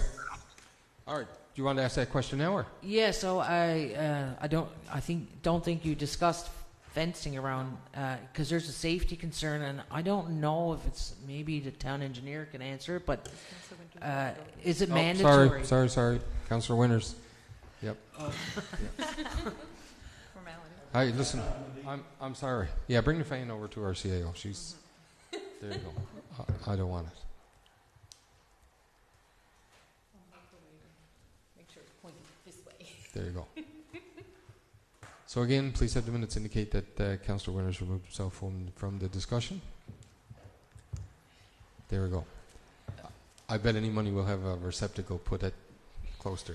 All right. Okay. So go ahead. Sorry. So my question is it mandatory to have fencing around that playground for safety because it's so close to the road, and every other playground in our community has a piping or wooden fence, or so I wondering if is it mandatory? I'm not aware of any regulations saying Yeah. such. I know up on Laurier Loop, I don't think they have that. Yeah, there's no fence up there. No Yeah. fencing up there. But it's something I can check into for Yeah. sure. Absolutely. Yeah. I drove around and everyone got them except Laurier Loop. Like, Spruce Park, I don't think has a fence. Spruce They Yeah, got it's got the a piping. small They got the metal piping. piping one. yeah. Yeah. So, Okay, all right. Can I recommend that we do some research on that and see if Well, it's, we can ask staff to do that and come back through CSR. if it's mandatory or whatever, or Yeah. if we, it's a safety concern for sure. So it's so close to the road. Okay. If I can jump in here, Mayor. My understanding with playgrounds and as they're developed nowadays, Open space. they're not fenced in simply for safety reasons because of bullying and Yep. because if a child is trapped inside of a playground, let's say, and bullied and no way out except the main entrance, I believe they're designed now to allow for Piping. multiple entrances, not actually fenced in. Yeah, I think you're right. The open space concept for playgrounds is that. But hey, listen, let's find out. It's a simple call to the recreation NL or something like that, they'd be able to. I think Actually, they used there's the a piping. playground group. There's a playground group, I think. Remember we Canadian Playground Association we saw at FCM? Okay. So you look into that, please. Thank you. Okay, so CSR, you don't have any, yes you do, have one We have recommendation. There we go. recommendation for Yep. support. Floor is yours. Thank you. Oh, sorry, buddy. Boy, it's just too much happening here tonight. We'll bring Councillor Winters back. He's getting his steps in. Yeah. It was Community Services and Recreation. Sorry, sir. Okay, floor to you, Deputy Mayor. Thank you very much. The CSR committee recommends council support the Northern Latitude Motocross project to create a motocross track and have the town engineering department review for further exploration and options. Okay, moved by Deputy Mayor Wallace, that council support the creation of a motocross track and have the town engineering department review for further exploration and options. Seconded by Councillor Rumbold. Discussion? I know in CPD when it was brought forward, just for the benefit of the staff when they're doing some exploration, the noise level, is it going to impact McLean Crescent, Saunders Street, Elizabeth Avenue? We don't know that, so we can't shake our heads and say no because we don't know. Because we don't know exactly what they're putting there, I guess. And in there, you had read in your report there, Deputy Mayor, that it was shrubs and small trees, and it's also a very well-known berry picking area that people have berry picked there for years and years and years and years. So when we're doing the research, I don't know if all that area is included in where they're looking at or not. I don't know. So just if we wanted to keep that in mind. So I think, like I said, that's the purpose behind asking staff to have discussions, the engineering side, to have discussions and explorations and options, and then come back to the committee, and then from there, council will do whatever we do in terms of making a decision. Yeah, so just FYI, there's a lot. It's a big berry picking area up there. Yeah, the whole shot up that way. And there's a trail, I know that they addressed in the meeting, that there was a trail that they're going to reroute just around or something, was a discussion that they had there. So, all right. Any further discussion? Councillor Rumbold? Just wanted to say, Mayor, that I just wanted to compliment the young men who had presented, because they definitely did a lot of homework before they presented this to CSR. So I'm sure that, if they get the opportunity to present it again, that everybody would see that, they've put a lot of work in.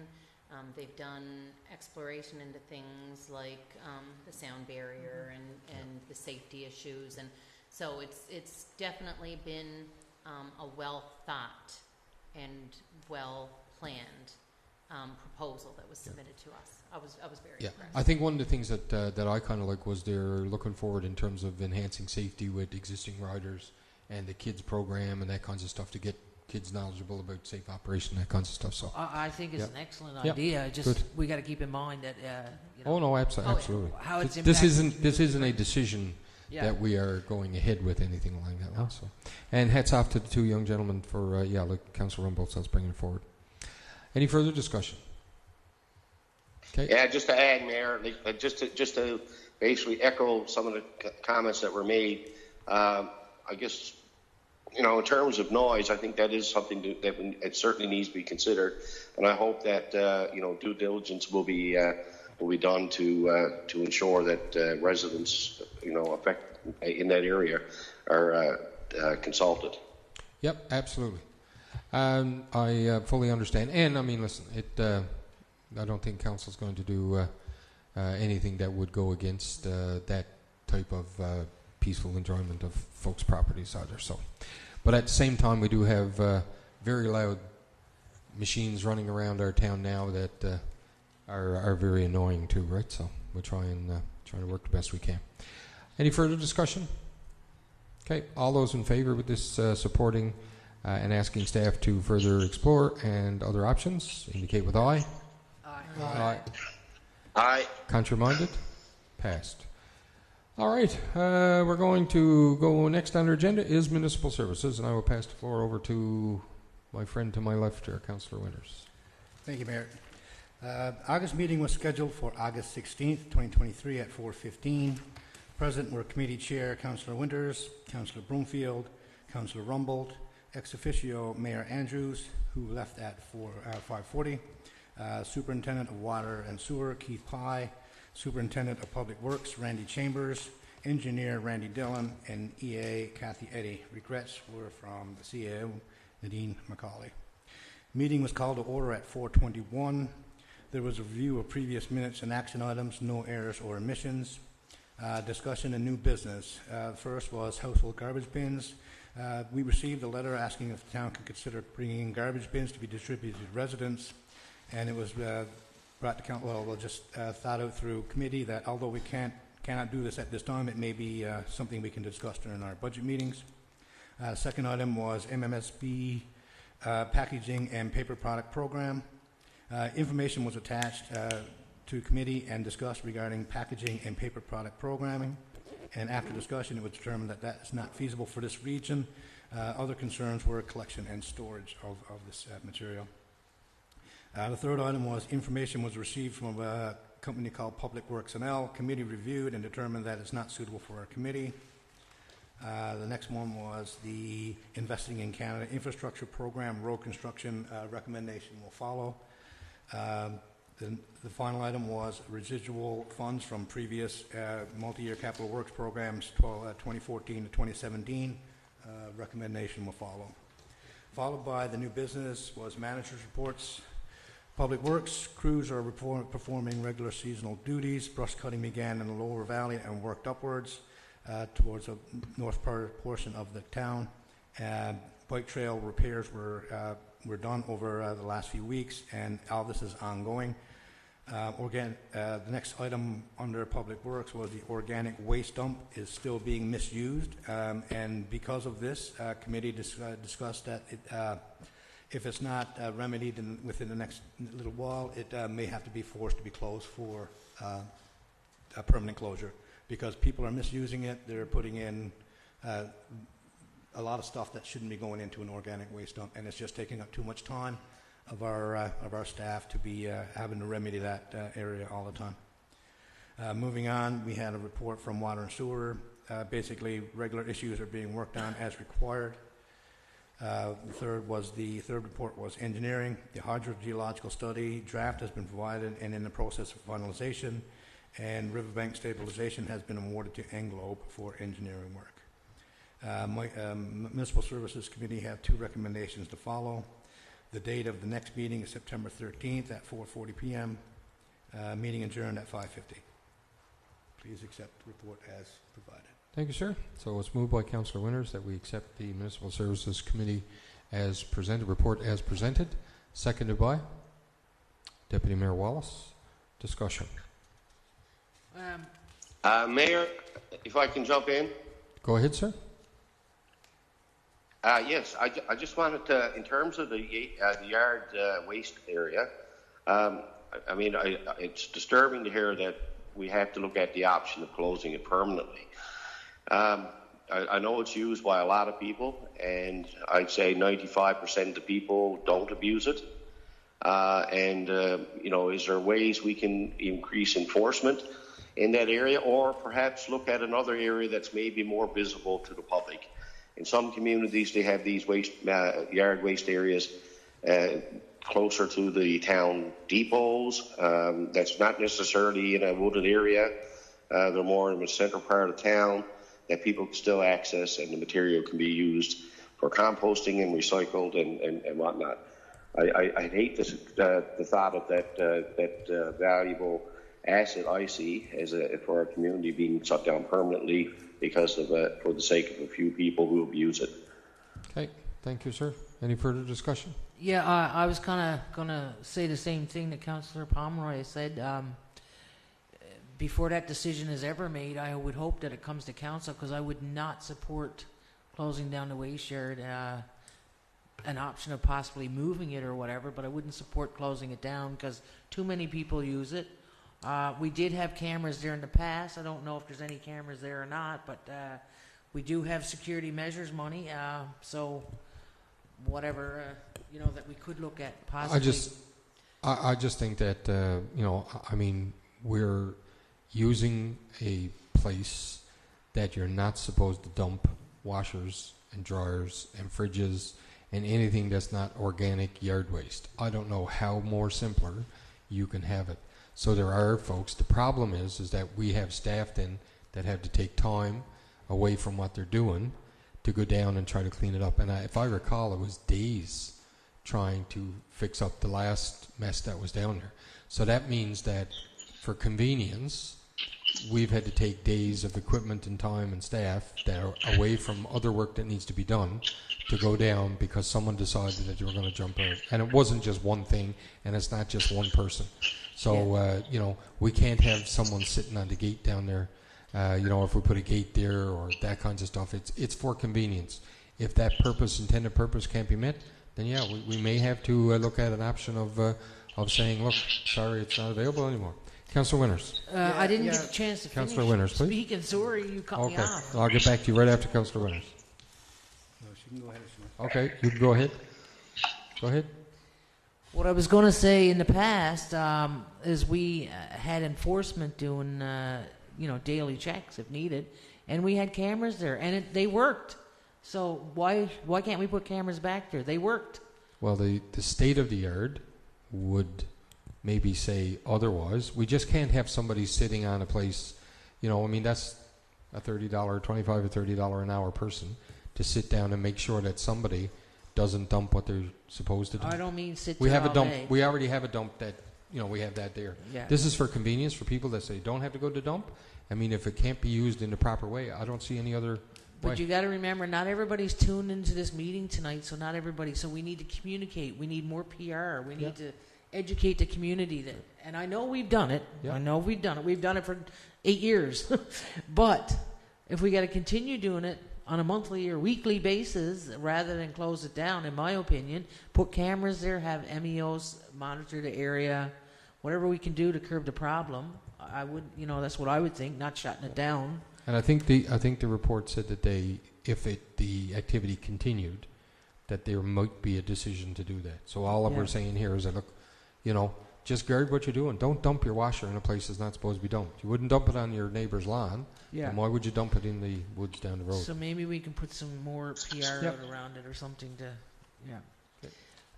the other question I was going to ask. So before you do there, can I go to Councillor Winters to comment on that? Going back to that, the waste yard dump was, the reason being is because it's being misused. There were thoughts of cameras. We discussed that with the superintendent. He says there's certain angles, certain things that you cannot see on cameras. The amount of time that it would take for someone to monitor the dump. People like, I mean, if you got somebody down there from 8 to 4, that doesn't mean someone's that's not going to go there at 8 o'clock at night. And the thing with regards to the closure is doesn't mean that we won't find another, and we won't be looking for another area in town. It would be the closure of that area only because it's being misused and it's so hard to keep track of. That's the reason why we've discussed it would be closed. Okay, you had another on the report? Yeah, just on that, I mean, you want to be scoping out another area now if you're even considering shutting down the waste yard, because people would be upset in this town, I can tell you that. But anyway, on the other question I have is the alders. I've mentioned it a few times, and I do know that you brought it to your committee meeting, and it was discussed, and they're working on the alders. They're doing certain areas of town. I still notice coming off Michelin Street at the stop sign onto Churchill that there's alders. You're up on the stop sign before you can even see the stop sign. I don't know if anybody else noticed, but there's alders in that area that should be removed. Okay, so can we get to that direction after we finish the approval of the report? Anything else? Any discussion on the report?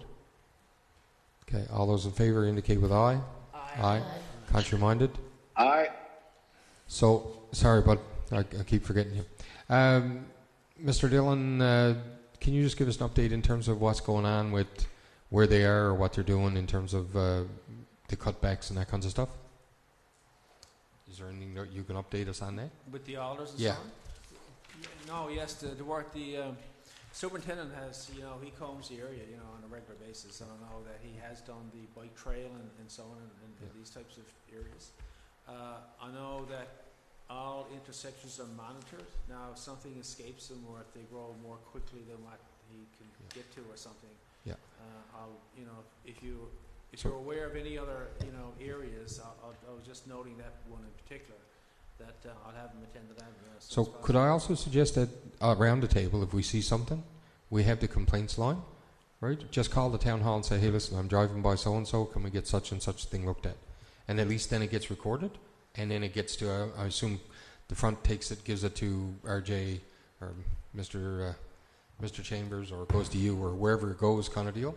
And then that way it's in there. So then we don't have to, bring up stuff over and over. And then if it's not dealt with that way, then there's, concern we got to deal with too. Yeah, just to Councillor answer the Winters. question, Councillor Hobbs. That particular area was discussed with, and he said he would immediately after the meeting go and take a look. And then I did have a discussion with Randy Chambers, the superintendent, and it's something that we need to look at with regards to the alders. Is if we're just cutting them, we're going to grow back. So we need to come up with a plan to remove them, and then so that it won't be growing back, because it's just creating work. Because if you cut them in the early summer, you only have to cut them again probably 2 more times out of the year. So maybe that's something that Public Works can be looking at. Yep. And on how to More permanent solution. Yeah, remove it. Like say, find a better solution so you don't have to cut it 3 or 4 times a year. Yeah, that's a good idea. I just wanted to add, in fairness, it might have been done in the last week. I don't know. Yeah, I know. Yeah. Yeah. Definitely. Yeah, But it was brought to us. And I know it seems to be pretty reactive, so once something comes up, he gets to it right away. But that's why I say, instead of waiting, put it to the complaints line. I know it's called the complaints line, but at least then there's a piece of paper written down with something on there, right? All right. You have 2 recommendations. Yes, sir. All right, sir, go ahead. Thank you, Mayor. Number 1, investing in Canada infrastructure program. The Municipal Services Committee recommends council accept the funding in the amount of $380,000 and $388.66 for road construction, Loring Drive, which is approved under the Investing in Canada infrastructure program. Okay, moved by Councillor Winters and Municipal Services Committee that we accept funding in the amount of $380,066 for road construction for the Loring Drive, which was approved under Investing in Canada Infrastructure.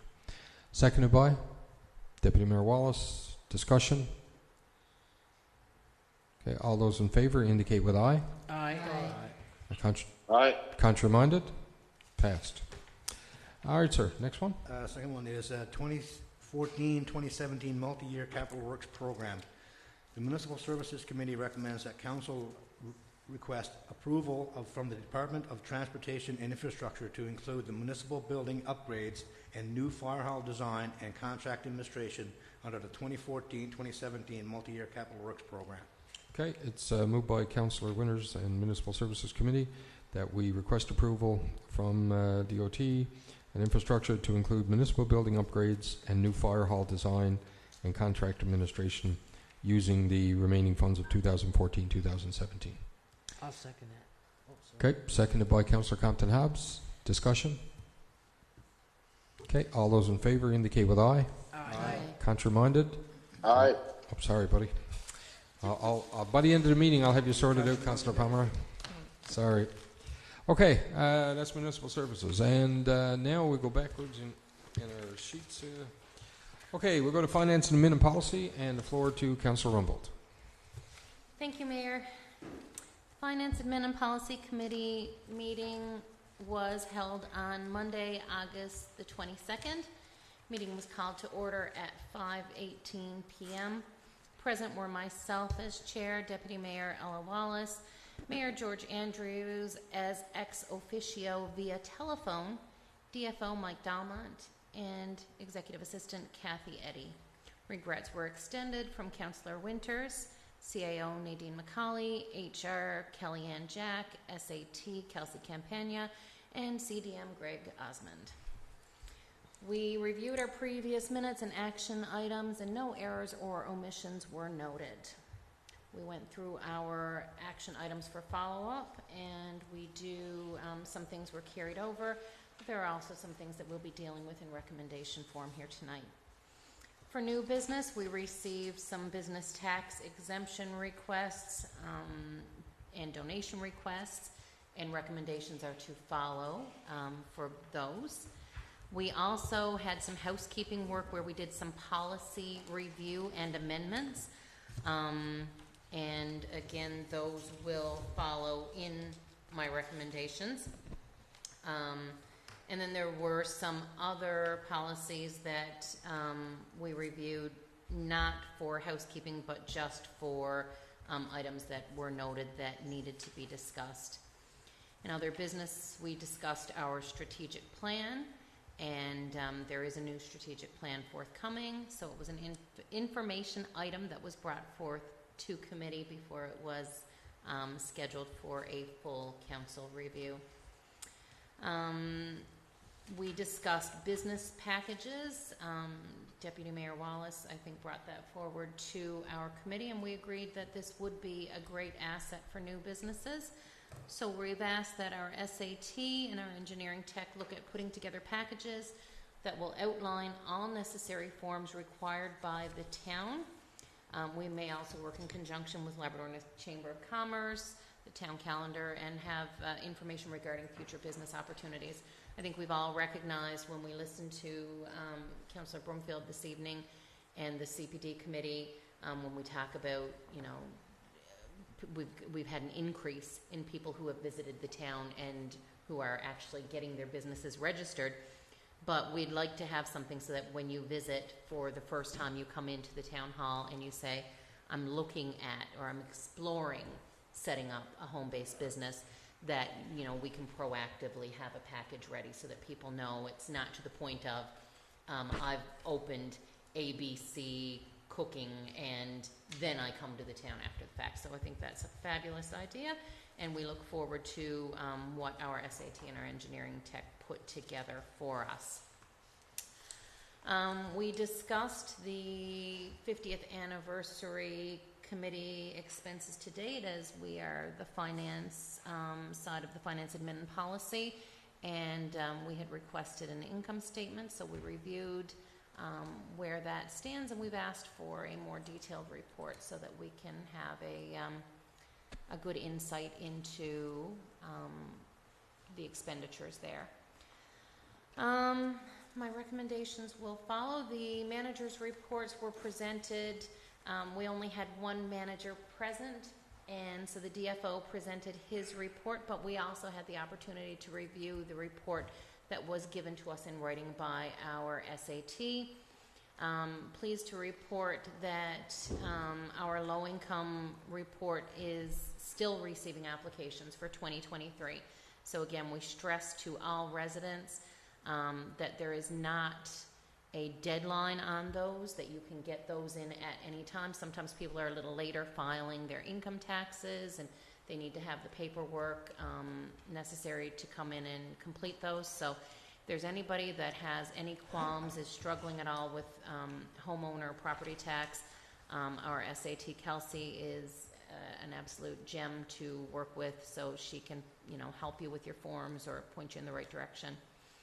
Donations report was presented, and we reviewed. We've got roughly 45% of our donation budget spent, but we all recognize that later in the year, towards Christmas, we'll see an increase in requests as well.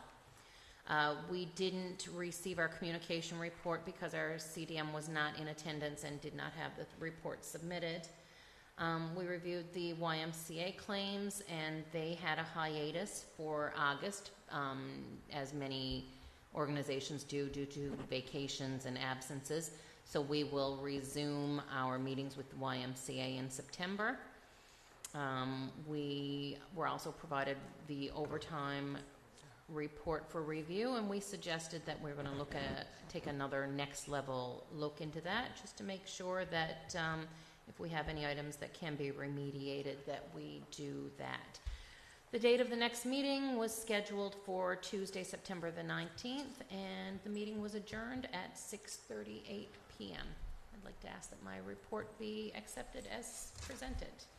All right, it's been moved by Councillor Rumbold and the FAP committee that we accept the report as presented. Seconded by Councillor Broomfield. Discussion. Okay, nothing being heard. I will call for the vote to accept the report. All indicate with aye. Aye. Aye. I'll take that as aye. Aye, yep. All right. Contrary-minded? Passed. All right, so you have some recommendations, Councillor? I do. The floor is yours. Finance, Admin, and Policy Committee recommends item A. We have a request for interest write-off at 1 Cherrywood Drive, and we recommend that Council write off the interest for parcel ID 078970 in the amount of $1,096.10. Okay, it's moved by Councillor Rumbold and the FAP Committee that we recommend to write off, or we approve the write-off of interest for parcel ID 078970 in the amount of $1,096.10. Seconded by? I'll second that. Councillor Compton Hobbs is seconding. Discussion. Okay, nothing heard. All those in favour indicate with aye. Aye. Aye. Aye. Contrary-minded? Passed. Next one, please. Item B, request for business tax exemption BALLO001. The FAP Committee recommends Council deny the request for a business tax exemption of $300 for balloons ATNP for the tax year 2023 to align with policy F0001. Okay, moved by Councillor Rumbold and the FAP Committee that Council recommends to deny the request for business exemption for balloons ATNP for the tax year 2023. Seconded by? Seconded by Councillor Brumfield. Discussion? Okay, all those in favour indicate with aye. Aye. Aye. Contrary-minded? Aye. Next one, please. Item C, request for donation from the Kids Eat Smart Foundation. The FAP Committee recommends Council deny the request for a $500 donation to the Kids Eat Smart Foundation. Okay, it's moved by Councillor Rumbold, FAP, that Council deny the request of a $500 donation to Kids Eat Smart Foundation. Seconder? By Deputy Mayor Wallace. Discussion? Councillor Rumbold. Just want to clarify for our listeners, for anybody who may be tuning in, this request came to us from the Kids Eat Smart Foundation of Newfoundland and Labrador. As a committee, and I would almost be confident saying as a council, but as a committee, we prefer to give our donations locally. We have a local Kids Eat Smart chapter, and so we felt that to give a donation to a provincial chapter when we have a local chapter would kind of not be in our best interest. Yeah. And I think there's chapters because I think each school has a separate organization. All right, further discussion on that one? All right, all those in favour indicate with aye. Aye. Contrary-minded? Okay, we've accepted that denial. Next one, please. Item D, request for donation, Labrador Cares. The FAP Committee recommends Council deny the request for a $500 donation to Labrador Cares to assist with furniture for their proposed community space. Okay, it's moved by Councillor Rumbold, moved by Councillor Rumbold and the FAP Committee that we deny the request for $500 donation to Labrador Cares. Seconded by Deputy Mayor Wallace. Discussion? Councillor Rumbold. For clarity again, Mayor, this was a request that came into us from a newly formed committee. They are in the they have stated in their letter they are in the early stages of conducting research into what their project could look like. So at the committee level, we brought the recommendation forward to deny, with suggesting that our supervisor of assessment and taxation advise them to provide information that once they are set up and actually have their physical location identified and their specific needs identified, that they reapply. So it's a not right now, but not a no never. Good. Okay, so that's the discussion. Any further discussion on that one? Okay, all those in favour indicate with aye.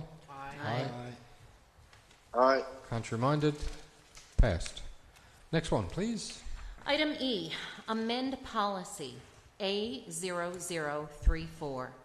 The FAP Committee recommends Council approve the amendment to policy A0034 to include municipal enforcement officer as delegated to issue orders under the Municipalities Act 1999. So just a quick question. On my form here, it says A0035. That's the next one. The next one. Yes, I checked the wrong box. Very sorry. Just checking. All right, so it's moved by Councillor Rumbold and FAP that we approve the amendment to policy A0034. Let me see. Well, okay, so it's just add the things. Seconded by? Seconded by Councillor Brumfield. Discussion? And these are all just syntax, just to correct. Okay, just housekeeping items too, where we have municipal enforcement. Okay, all those in favour indicate with aye. Aye. Contrary-minded? Aye. Passed. Next item. Item F, amend policy A0035.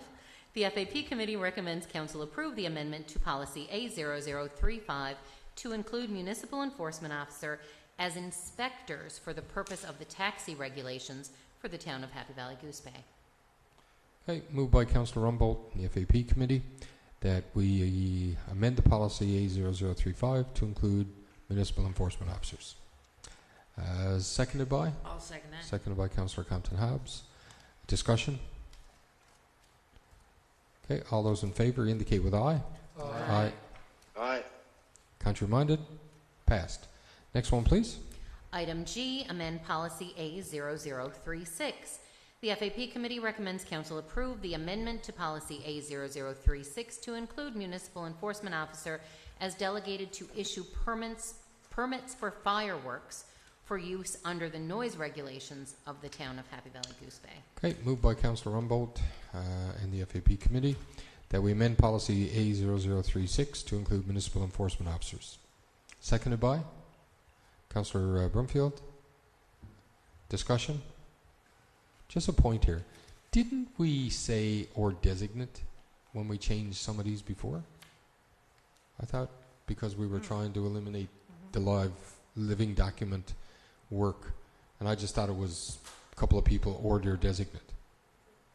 I thought we used actual names. You wouldn't use names, I don't think, because No, living it document would did. take forever. Yeah, years And ago. the names Yeah. you put in positions? Yeah. Okay. All right. Any further discussion? All those in favour indicate with aye. Aye. Aye. Contrary-minded? Passed. Next one, please. Just for reference, items H and I are not in the same vein. They're not housekeeping items. So item H is to amend policy A0008. The FAP Committee recommends Council approve an amendment to policy A0008, which includes the addition of the cell phone application Access E11 as another avenue for residents to file a complaint. Okay, moved by Councillor Rumbold and the FAP Committee that we amend policy A0008 to add the application Access E11. Seconded by Councillor Brumfield. Discussion? Where are we with Access E11? Are we ready to launch that from our perspective? Yeah. There's another manager responsible for that has been working very hard with it. Okay. Training has been completed Okay. for users and administrators. All right. We're not quite ready to launch it yet, Okay. but it will be very soon. Okay. And the PSA will be going out to the public as to how to use it and how Sure. to find it. Okay. Wonderful. All right, Councillor Rumbold. Yeah, just for reference, previously in the policy it states forms shall be completed for all incoming complaints via telephone calls, in-person, email, and faxes. So it is housekeeping. It's not. It's adding to. But yeah, we're excited and hopeful that an app will be utilized and a great asset. Excellent. So, and lots more information will be coming about Yeah. that. And just to clarify, it's not just a cell phone app, it's a website Okay. that users can go to. And there'll be a Okay. link So it's from an- our website that they can Right. get to. So it's an application. It's an application, not There you like go. strictly a cell phone Okay. app. Wonderful. So if you don't have a cell phone, you can still use it. I think it'll be Okay. amazing, but yeah. Okay, good. All those in favour indicate with aye. Aye. the one time I stopped on it. Okay, contrary-minded? Motion is passed. Next recommendation, please. The final one is a recommendation to rescind policy A0029.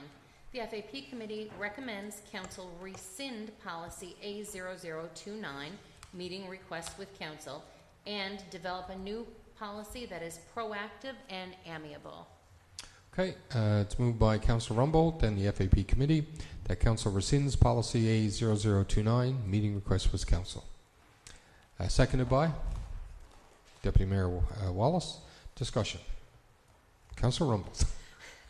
Thank you, Mayor. I'd just like to reference for everybody, the previous policy stated, A0029, stated that the council will not meet with businesses or organizations that are not properly registered with the town, meet with businesses or organizations that have outstanding tax debts that should be paid, and sit on or sit on a board of directors of an organization where the organization or its directors are in arrears.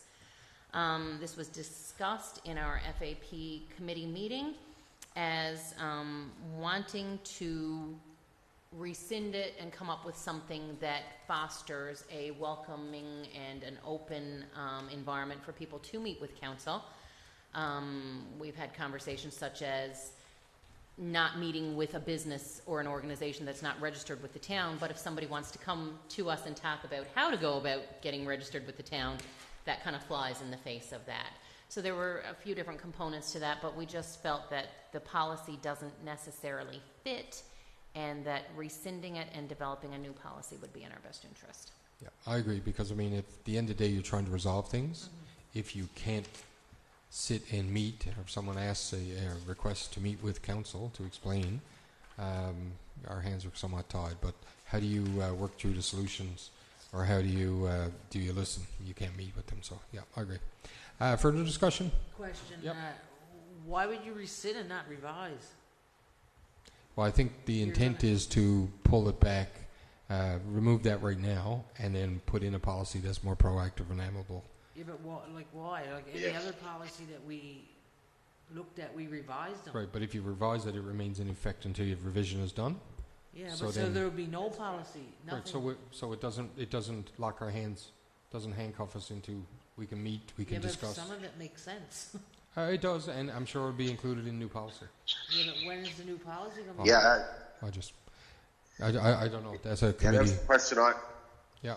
It could be 6 months or a year. Yeah, but it doesn't like right now, if somebody is in arrears, we can't meet with them. So if they ask to come to us as council and explain their situation or talk about a future development or anything, we can't meet with them. So to me, that's regressive.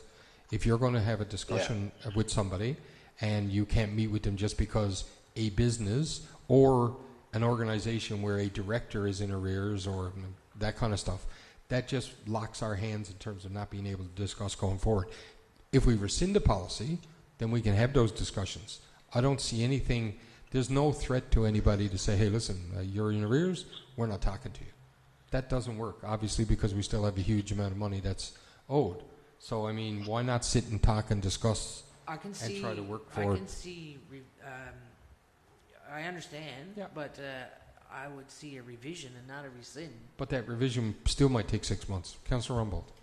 I think Councillor Compton-Hobbs, going back to committee and committee being comprised of 3, what we did say was that there are a lot of policies, and I think we've discussed this as a council completely, that so many of these policies require input from all of council. So if we rescind this one right now, then it opens some doors, and then when we look at developing a new policy, it would be a full council discussion. So this way we've opened up the doors for now, but if we want to, as a full council of 7, come up with something that fits, then that's where we would go from And there. if there's good points in a particular policy now, they'll be brought in and amalgamated. Mayor, if I could jump in here. Jump in, sir. I agree with Councillor Compton-Hobbs in terms of, is it necessary to rescind, because we won't have any policy. If that's the wish of council, fine. But at the same time, I mean, policies are meant to be revised accordingly based on situations. Why couldn't the policy be revised, taking into the intent of the policy was to basically keep the town's finances in order, make sure that people were staying up on top of their tax bills. And so is there something that can be done with the policy that still keeps that intent there without removing or without having to deny doing business with these people? Yeah, and I accept... I'm okay with revising. I'm not sure if we get rid of it, we have nothing then. But this is a policy that's 10 years old. The policy right now, as it states, prevents us from meeting with people who want to talk to us. So if somebody wanted to come in and wanted to open a brand new business, employ or do whatever, we're not allowed to meet with them because this policy is in place. I just see it as regressive in terms of forward future development.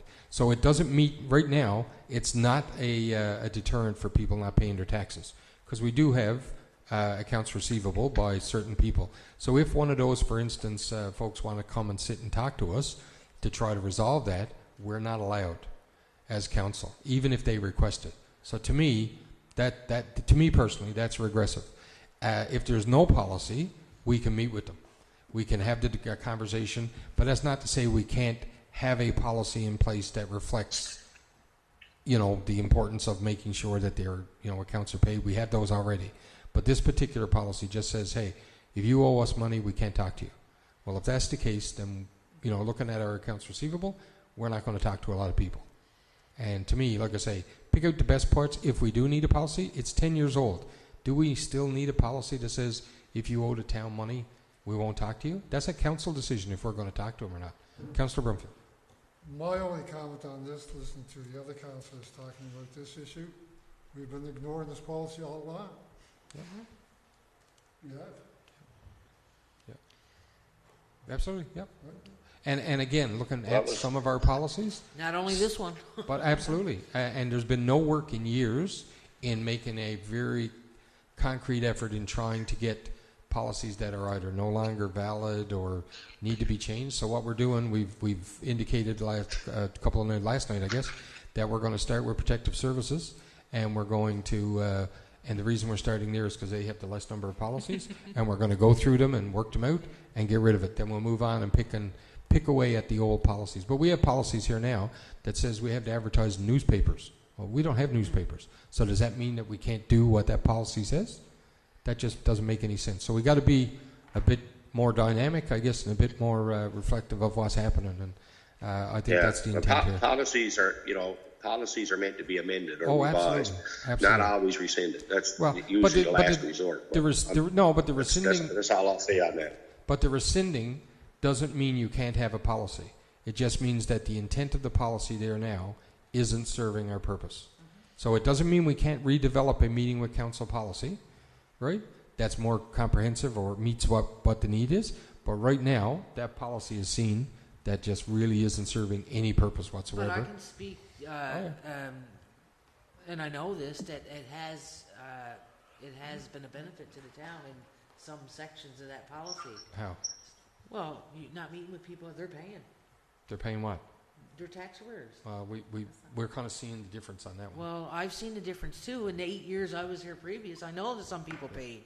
So it's kind of, to But do you think it was because of that policy? Oh, I would say if they wanted to do something and they weren't being met with, and they had tax arrears, they paid them. Yeah, but just keep in mind that that's just council. So if somebody wants to come in and deal with staff, they could still do that if they owed money. So there again is a disconnect, right? Yeah. The policy was kind of meant to drive people to deal with staff before it goes to council. Yep. But if somebody sends a request to meet with council, right now, if they happen to owe money, we're not allowed to talk to them. Yeah, so rescind. I don't agree with rescinding. I'm not going to support it, but I think it should be revised. And if it's going to pass tonight, then it should be a priority because there's absolutely no policy there around it. So it should be a priority to draft a new one if it's going to pass. Yeah, and that's if there is a new policy needed, even, right? Okay. Any further discussion? Okay, so I got to word this one right now. So all those in favor of rescinding policy A0029 indicate with aye. Aye. Contrary-minded? Contramine. Okay. Have the record reflect that? Aye. Thank you. Yes. Or not to? No, he's aye to. You are aye to accept the policy rescindment? Councillor Pomeroy? Who, me? Yes. Oh, you didn't hear me? A nay. Okay, you said nay to the motion. Yes. Okay, so we can have the minutes reflect the two councillors were against. So the motion is passed. All right, is that everything That is you everything have? from me. Okay. Thank you. All right, so just a quick question, Councillor Pomeroy, are you doing public services or somebody else? Protective services, sorry? Yes, Councillor Compton Hobbs will do my Okay, report. all right. Committee report. Mayor, Thank you. I'll pass the floor now with Protective Services over to Councillor Compton Hobbs. Councillor Palmer, I don't have your report. Oh, it should be in the package. The report's there. It's a pretty straightforward report. The minutes are there. I'll just do it off my head. Reports in the package, is it not? Pardon me? There's it in mine. Yeah, the minutes are there. So, in attendance at the meeting was Councillor Pomeroy and myself, and we had Brad Butler in attendance and the MEOs. Regrets from Deputy Mayor Wallace, and we went through the RCMP report. We had an update from the MEOs. We had an update from the animal control. We had a discussion around security measures, which from that meeting we decided that we would meet as a council and later meet with the Chief Butler.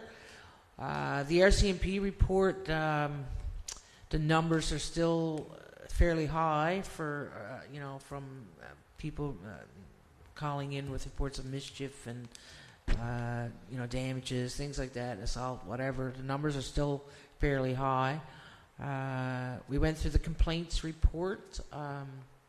We also had we had an update from the MEOs. They've tackled a lot of dilapidated buildings throughout the community. They're doing a great job with that. They're cleaning up a lot of properties around town, and people are noticing it. So they're doing a great job with that. The MEOs are doing quite a bit of training. They've completed their radar training, and they'll be out, on the road in the next few weeks or whatever. Other than that, Councillor Pomeroy, did I hit on everything that we discussed in the meeting? I think you pretty well hit it all. Councillor, thank you. You're welcome. Excellent job. Do you accept my report as presented? All right, so it's moved by Councillor Compton Hobbs that we accept the Protective Services report as presented. Seconded by Councillor Brumfield. Discussion? Councillor Winters. Just one. It was mentioned about electric scooters. Just wondering what you discussed. Yes, that's right. It was discussed. The MEOs are going to do some research. She's actually working on developing something for the community, so they're going to continue to do some more research on that. Perfect. Thank you. Councillor Rumbold. Just from me, the only thing I saw from the minutes, and is more a comment than a question, is it says complaints. There were 6 complaints recorded for the month of July, and 3 have been completed to date. So I think it's absolutely fabulous, or it's absolutely terrible that there were 6 complaints. So hopefully there were only 6 things that people had complaints about. However, I think that if that is the case, when this Access E11 app is introduced, because we know the mayor says it all the time, and we encourage residents that if you have a complaint, definitely call in and have it logged so that it can be actioned. So the fact that there were 6 complaints recorded and 3 have already been actioned and completed, 50%, that's absolutely wonderful. So it works. It just shows that the system works. I believe that was the complaints from through the front desk that you're referring to. Okay. There was quite a few through Valley Works that Oh, okay. Yeah. So there were more than 6. Yeah. I was really hopeful. Yeah. But looking at the positive side, the 6 that were reported Of the to the 6. town hall, 3 have been done. So okay. 3 were completed. So that's great. People are calling, so. Oh, that's good, and that's what it should be. And they're getting that's what, action, that's which what, is great. That's what that service is there for. Any other further discussion? All right. All those in favor indicate with aye. Aye. Contrary-minded? Aye. Passed. All right. We're going to approve. You got no. There's no recommendations, right? Okay. Approval of checks. Now we'll pass the floor back to Councillor Rumbold. Thank you, Mayor. For the period of July the 26th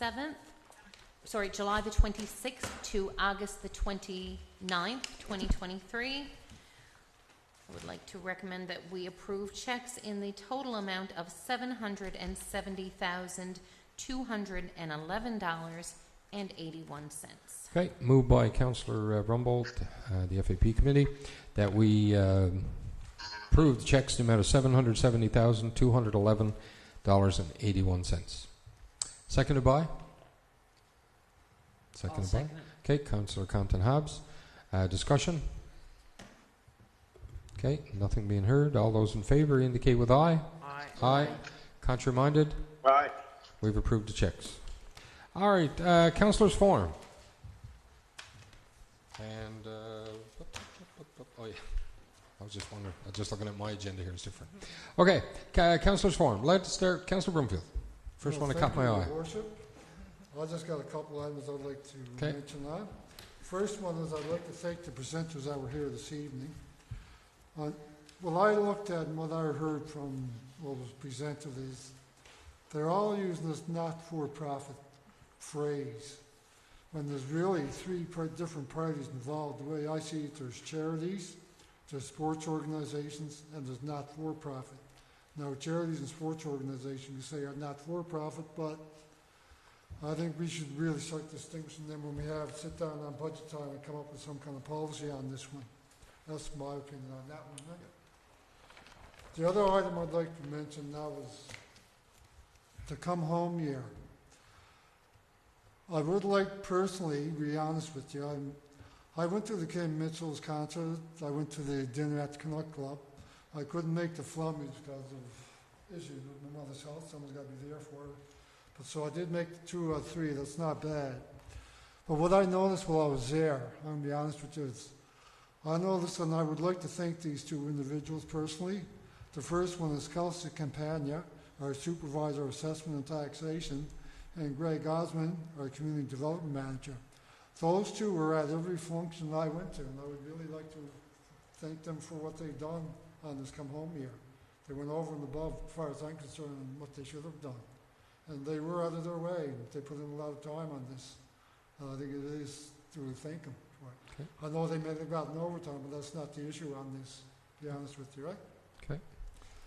The last one I guess you really want to just mention is this is the last long weekend of this summer. Summer's over, school started. We're going close to the fall season and winter again for welcome everybody back to school and wishing a happy school year. You didn't end on a bad note, you know that. Oh, yeah. We've had an incredible summer. All right, let's scoot across the table. Councillor Compton Hobbs. Hey, I had this similar to Hayward, wishing the students all well, starting back to school next week. Be safe and everybody drive carefully, especially in the school zones. Take a second look and just wishing them well and have a good year. I want to mention on Thursday, August 31st, is International Drug Awareness Day. There's an event being held at Kinsman Park, 4:30 to 6:30. So hopefully, some people will show up to that.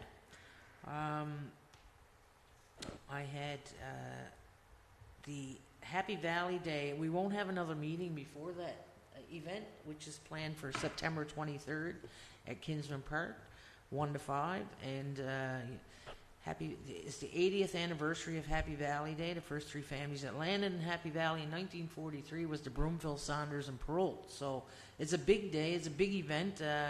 I'm working closely with Kelsey and Greg and Nadine and Travis and putting some plans in place. again, Kelsey's been really doing quite a bit behind the scenes, so hats off to her. Should be a good event, hoping that, we can get a lot of people out. We got some entertainment and traditional food and some crafts and 10-day slideshow, so lots of activities planned for that day. And the proclamation is, I believe, Nadine, on I think it's 12:30. September the 26th here, right? Yeah. Instead of on the 23rd, Yeah. because it's the Tuesday, right? Yeah, okay. So hoping to get a crowd out for that, and that's it for me, Mayor. Thank you very much. She caught my eye. Councillor Rumbold. Thank you, Mayor. Echoing the same sentiments as Councillor Brumfield, Councillor Compton-Hobbs. Back to school is upon us, so we're going to see, and it always goes back to, electric scooters and traffic and just being mindful. I think we all need to be mindful that traffic will increase next week, and some kids, when the weather is still good, and I think we have some nice days in the forecast for next week, that they're going to be out and about, and we just need to be cognizant and make sure that we have those speeding eyes on to make sure that you've got enough time to react. The counselors meet and greet that was held as part of the 50th anniversary celebrations. We were honored to have former Deputy Mayor Dalton with us. I'm sure the mayor himself is going to talk a little bit more about that in his counselors forum, but I just wanted to say a huge thank you to him. Just the little conversations that I had with him that evening were so valuable. It's always so nice to sit and talk to somebody who's been here and shares the history of our town. Emergency preparedness. We talk about it. We have been so lucky. We have had a summer where we've had some beautiful hot days, great weather. We've all gotten to go out and enjoy. And then we have a couple of rainy days. So we haven't been at risk for wildfires, and we haven't been at risk for flooding. But I turn on the news every single day, and I see those blurbs where they tell you, make sure that you've got your 48-hour kit. And something as simple as, like, we've got heavy rain in the forecast, we get the tail end of hurricanes, just to make sure that everybody's aware that, you can't predict the unpredictable, and the more prepared you are, and I think we're paying attention to that as a council. We want to make sure that we're ready, but we want our residents to be ready. So just to make sure that everybody's got that lens of, thankfully it's not us, however it could be. And my final item is I just wanted to send out well wishes to former councillor Sean Cran. We know that Sean's had some health challenges, and just to let him know that we are thinking about him and wishing him a speedy recovery. Thank you kindly. Councillor Winters. Thank you, Mayor. I just got a couple of things. Again, going back to the organic landfill, it's disappointing that a couple of people, or a couple of bad apples spoil a punch. I mean, we know how important the area is. I'd just like to say, and I mentioned it in several councillors' forums, is it seems like this town, like say, and I look at the arena, is just like we're entitled to throw garbage on the floor. I think it's just a matter of cleaning up our act, and that would straighten out. And I know Councillor Compton-Hobbs always is talking about town beautification. Why beautify our town if we're only going to throw our garbage around? It's pretty simple. Wait till you get to a garbage can and throw your garbage away, and don't misuse the organic waste dump. On a higher note, I'd like to congratulate Minor Ball. It's great to see a bunch of individuals bring back ball again. Our ball leagues, our senior leagues, wouldn't exist without Minor Ball, and I have to say they ran an excellent program. And the final thing is, I'm glad that the Protective Services Committee brought forth helmets regarding scooters and helmets, and getting the MOOs to look at that, because I see more scooters than bikes, and it is becoming a dangerous issue with regards to youth being on the roads that are not certified and not wearing helmets. I know a big issue is we are not prepared as a community to have scooter trails like they are in the major cities, but we still have to deal with the number of scooters. And going back to what other councillors said, just be mindful of these people. They are underage. They are operating motorized vehicles on our roads. So be mindful of their actions because they don't know the rules of the road. Thank you. Thank you, sir. Councillor Pomeroy. Thought I was going to forget him, didn't you?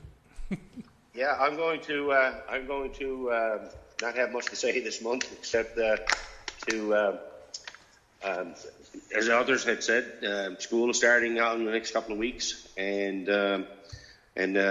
be mindful of the things that are on the road, and to be safe. And I'll leave it at that, Mayor. This is difficult to even hear what's going on at this point. Okay, we appreciate that, and we thank you for joining Councillor Pomeroy. Deputy Mayor. What's that? Thank you very much. Oh, sorry. Thank you for joining. Yeah, and sorry, and I just want to thank council for their patience because I know it's not easy doing a call remotely. So, well, Councillor Palmer, I'm going to apologise for you before you take off.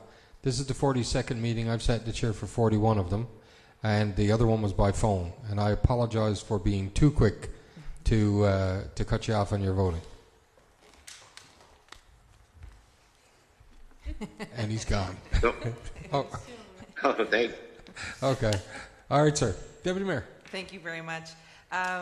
Again, quick for me as well. I just want to send out a congratulations to Stephanie Daw. I'm not sure if everyone's seen what she's accomplished in the news today. Happy Valley Goose Bay Search and Rescue Team Stephanie Daw has been working hard on a project and awarded her SARVAC and GSAR National Searcher Certification. So what this means is Stephanie's the first person on the Happy Valley Goose Bay SAR team to tackle this assessment, and also the first candidate from Labrador to be awarded this certification. After hundreds of hours, 53 assessment components, including responsibilities and legalities of learning to work, the art of compass, dangerous plants, animals across the country, and how to best deploy a search and rescue effort, she's now certified on the CSA national standards with the GSAR peers across the country and is ready to be deployed on humanitarian efforts wherever needed in our country. So hats off to Stephanie. Way to go for your hard work and dedication. Best of luck to those traveling to university and also to schools, whether they're starting or returning for the school year. And short and sweet, wish everyone a safe and enjoyable Labor Day weekend. We've got some great weather ahead. We hope. We hope. Okay, so just a few things. Yeah, I just wanted to touch base on the come home year, but more so, I wanted to send a real huge thank you to former Deputy Mayor Dalton, and it was by chance that I told him, I said we'd say it was because he was coming at our come home year, but it was by chance that his plans worked out and aligned with the come home year celebration. So that was nice. I just want to show this, and this was the briefcase that the councillors received back in the 70s, and he's given it to us. We're going to have it. He sat on the left-hand side of the mayor, which is bizarre because the deputy is on the right-hand side these days. So he sat in the seat where Councillor Winters is. So what we said was we're going to have a little slight comparison. So we're going to have this mounted and just put behind his seat where he sat for a couple of councils. So we appreciate that. But one of the other things he gave us was a huge gem. And from a community perspective, it actually has a couple of documents, the original documents with the original paper clips on them that he kept. And it was the letter that a group of folks sent to the wing commander, or to the government, I'm sorry, looking for $1,000 to build a road to the base.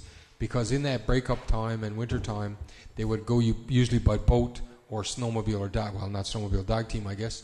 But it was kind of wet. So a group of folks got together, and, it kind of goes in with the Happy Valley Day, those names that we hear, the Peralts, the Saunderses, and those folks like that. Their names, the original signatures are even on this sheet where they asked for $1,000 from government. They had raised $300, I think, and they wanted to build a road to the base. It kind of went along where we are there now, but that's the original documents and the reply. So that's fantastic. The other document is the actual, approval of the committee to run Happy Valley, or as it was called, the Hamlet River Settlement, I think was called. So those documents are being held by the town, and on the occasions maybe like Happy Valley Day, things like that, we can have them available because they are protected somewhat in covers. But so people can see their, if you look at it, I remember former councillor Oliver, former deputy mayor Oliver, he looked and he saw his dad's, original name and that kinds of deal on the document. So quite a bit of history, and it's the original documents, and they're not, photocopied or anything. So I think from a town perspective, that was huge. So it was very nice to see him and his wife and to welcome them back. And we sat around the table here and reminisced he reminisced for quite a bit of time, which was great. Just want to give a couple of updates in terms of the electric bus. So the latest today was that we are still in an assessment phase with the infrastructure program that we applied for, and apparently I understand that we've been moved ahead from one group into another group. So there was a group, I guess, that maybe didn't meet the cuts, but we've been moved ahead. So that's good, and I thank the MP Jones for lobbying us on that part. I want to reiterate the comments from Councillor Brumfield in terms of come home year. We can all reach success in different manners, but the amount of work that our staff and folks put in on the events was great. I had the pleasure of witnessing Mr. Osmond standing in front of the stage when the heavy metal hard rock band was going, and man, he was moving. If he had had his long hair, which I'm sure he had many years ago, his head was shaking, and it was funny to see. But there's a whole realm, and I don't want to just pick out one or two because I don't want to miss anybody. But I want to thank, for the couple of events that I witnessed. They were staff and members of the committee put in a lot of work. So don't want to make sure I don't miss anybody, but everybody, huge thank you for that. Council has an email that was sent today about the wrap for the bus. There's a need to have that back by Friday, so I was wondering what Mayor Public Transit was on my agenda, but that's the reason, right? Okay, so that one. There was some concern expressed to me by a couple of residents of Roberts Road, and I'm just going to direct this to engineering about the amount of water that pools over there. And I know years ago there were ditches, and I know they were closed because of some of the huge concerns in terms of some are 3 feet deep and that kinds of deal. But if there's something that we can do in terms of looking at options over around there, especially after the last couple of days of heavy rain, that would be good. Indications from the RCMP that the number of reports that they're receiving and cases, I guess, that they're doing are down about half from last year, same period last year. And that's a statistic over the last number of weeks, I guess maybe a month and a half or a couple of months maybe, that was shared with me. And that works out good, and I think it's probably for a bunch of reasons. I mean, there are, of course, less issues right now, it seems to be. But one of the things I think is the proactive policing that we've seen from the detachment, which is they're out on the street more and more visible. So hats off to the detachment and the work that's being done. It is a huge help and very much appreciated by certain people. Don't forget the community markets being held on Saturday, lots of goodies and all that kinds of deal. The second last thing I have is the audit. So we're moving progress along. The 2020 audit is in the final stages and should come to us shortly, I guess. Waiting just for the auditor to get back off leave and stuff to finalize that. And then work on 2021 is already underway. So fingers crossed, we'll have all those done just in time to do 2022 and 2023. But hopefully that will free us up from previous audits not being done, get us off the list with the minister, so we should be able to look forward to some different things. And the last thing I want to mention, because I've been inundated with compliments, and I'm going to send this to Pastor Russ and the group at the Pentecostal Church, and I don't know who else was involved in that, but that movie outdoors was absolutely fantastic. When the only complaint was the popcorn machine wasn't big enough for the amount of people that were there, it was great. Kids talked about it. I've had parents call me and say, man, can we do something like that in Kinsman Park? So maybe Pastor Russ may help us look towards something like that maybe for next year, but what a great idea. Outside of that, school people that are leaving, enjoy, good luck in your future endeavors, and the graduates, I guess we'll see you all in December for cap and gown. Anything from management before I proceed to close? Nope. Okay. I'll go with me, Mayor. Thank you. Another head shake. Okay. From the gallery, anything, you guys? You guys good? You good? But I got to ask a question. Did you have long hair back in the day? Oh, yeah. Okay. That's right. And that's, you guys probably can't see him, but that's Mr. Osmond, our Community Development Officer. All right, so that being said, there's nothing else on my agenda. Anybody else? We're good? Thank you again, Councillor Pomeroy, and we'll talk to you when you get back in town. All right, so I'll entertain a motion. Thank you, guys. Okay, I'll entertain a motion. Motion to adjourn the meeting. Okay, motion made by Councillor Compton Hobbs, seconded by Councillor Brumfield. All those in favour indicate with aye. And that being said, meeting's adjourned.